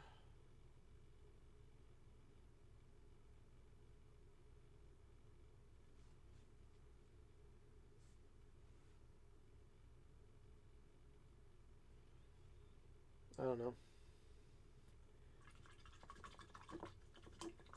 It's just I feel like I've stalled out a little bit here on Twitch, and YouTube really doesn't push live streams, nor does YouTube have raids. So you really don't. There's really no community building tool on YouTube. It's very insular. If you have a community, you have people that are watching your programs, your streams on a regular basis, then that's great on YouTube. But you can't really interact with other streamers and get to know them and network and build each other's audience and have that larger reach. So Rumble does have it, and I don't really want to go to Kick, because they're just tied in with a gambling site. They're subsidized by people's greed and taking advantage of people that don't have the means to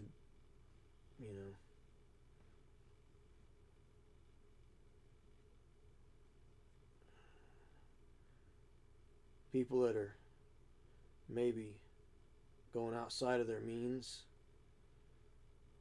having problems. It's all based on greed.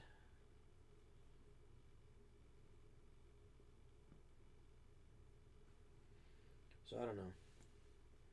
It's one of those things you got to think about.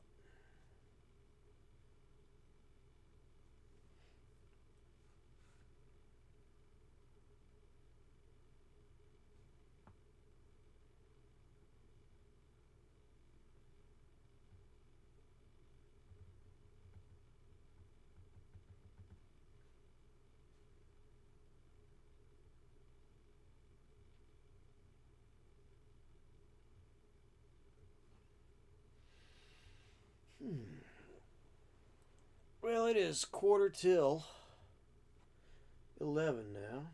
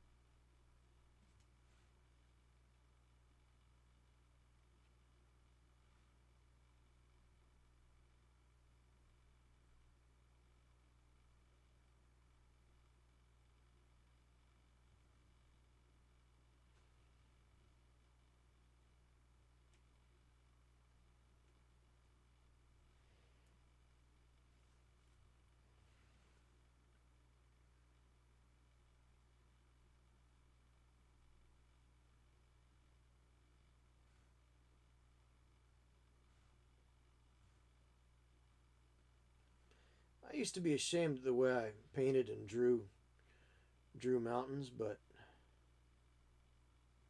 I'm not anymore.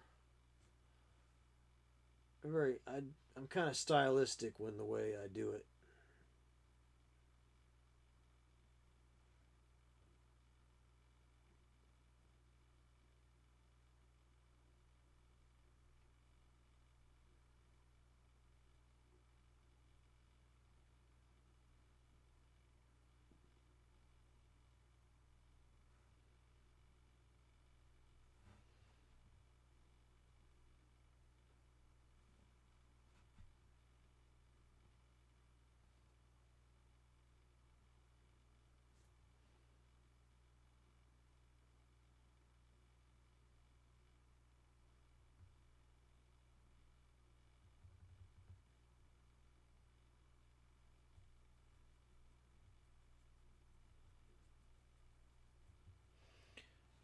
So,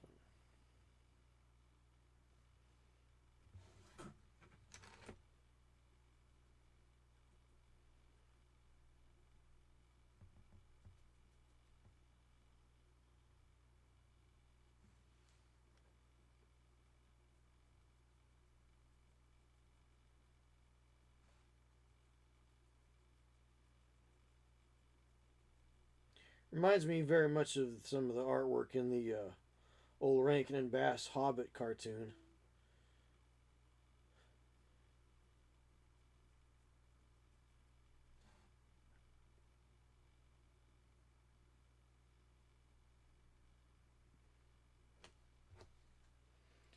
All right.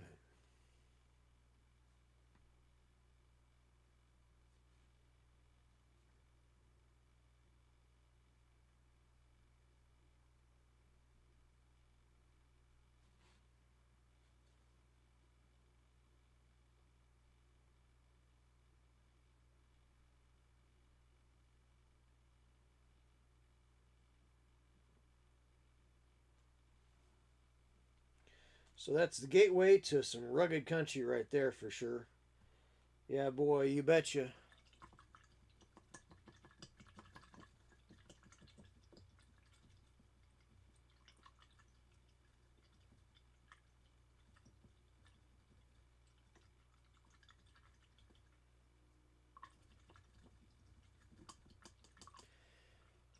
Oh, well, it's quarter till 11. So I think I'm going to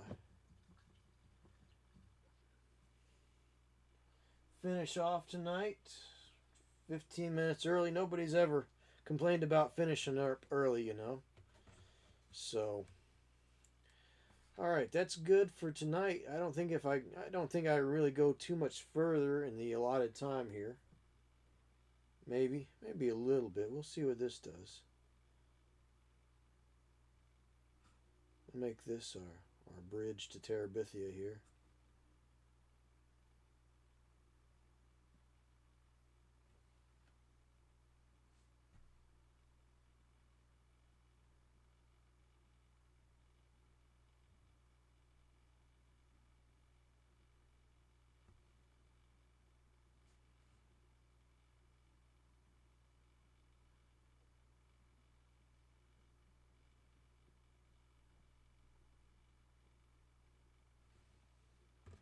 All right, good enough.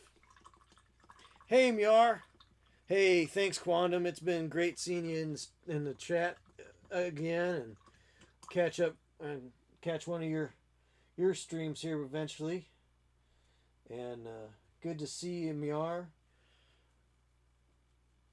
And everybody, Blades, your boy Heavy T, Mac Thompson over on the YouTube side, and let's see, Kristen Seeger, if you're still watching out there.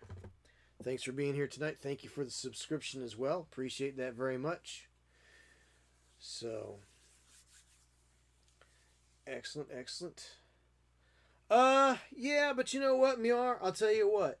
I'm going to be streaming on Saturday for the 3-year anniversary, streamiversary. I have been at this 3 years now. Can you believe it? You didn't really miss that much, Myar. Not really much at all. So, I did this one earlier this evening. So there was that little. It turned out a little darker than I expected. So it's got a little bit more of a nighttime feel. So that's okay. That's okay.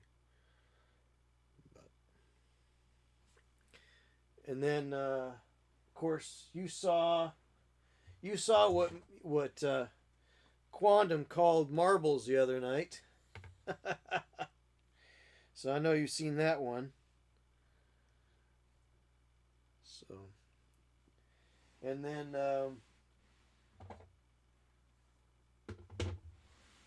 this is the one I'm currently working on. So these are backdrops for taking pictures of minis, right?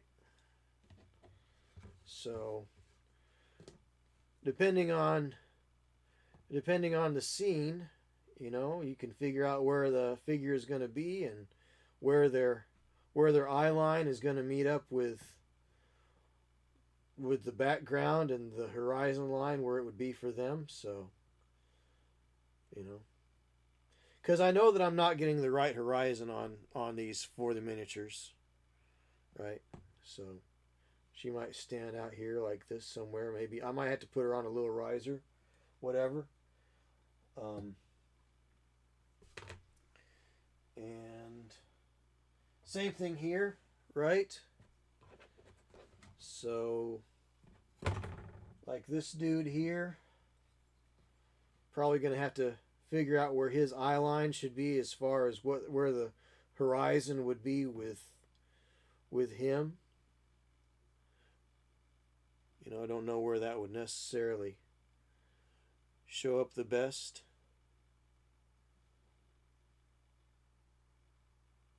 So, but if I paint down below where the horizon should be, it's no big deal because I can just adjust things. And if it turns out that it doesn't work for me, if those aren't working for me,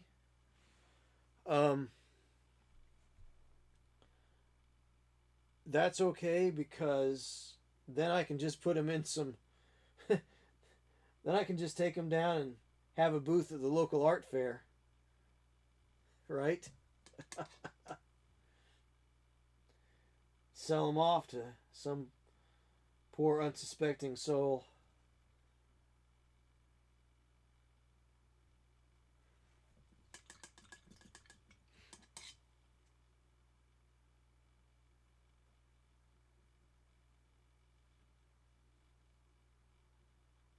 But I'd like to do more two-dimensional art. I've got several stretched canvases over here, and I've got my I've got my easel and everything. So that might be something we do more of over the years, as the years come down the line. But 3 years of streaming here on Twitch is not a and it's been continuous. I mean, obviously I've taken breaks, or I've been sick, or I've been working, or away, so obviously I haven't been able to. But but 3 years is definitely a milestone. Um, and the way I see it, I'm doing it for fun, and as soon as it stops being fun, I won't do it anymore. So, should have streamed today. Not really sure how to though. It's actually not that difficult, Miar. Not that difficult.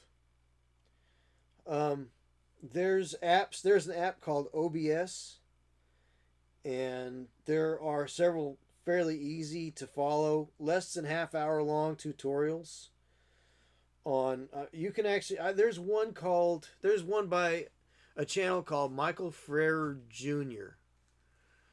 And he can actually have you up and running in OBS in about 10 minutes. So you're on your laptop or your computer, and all you need is if you got a laptop, you can probably use your onboard camera easily.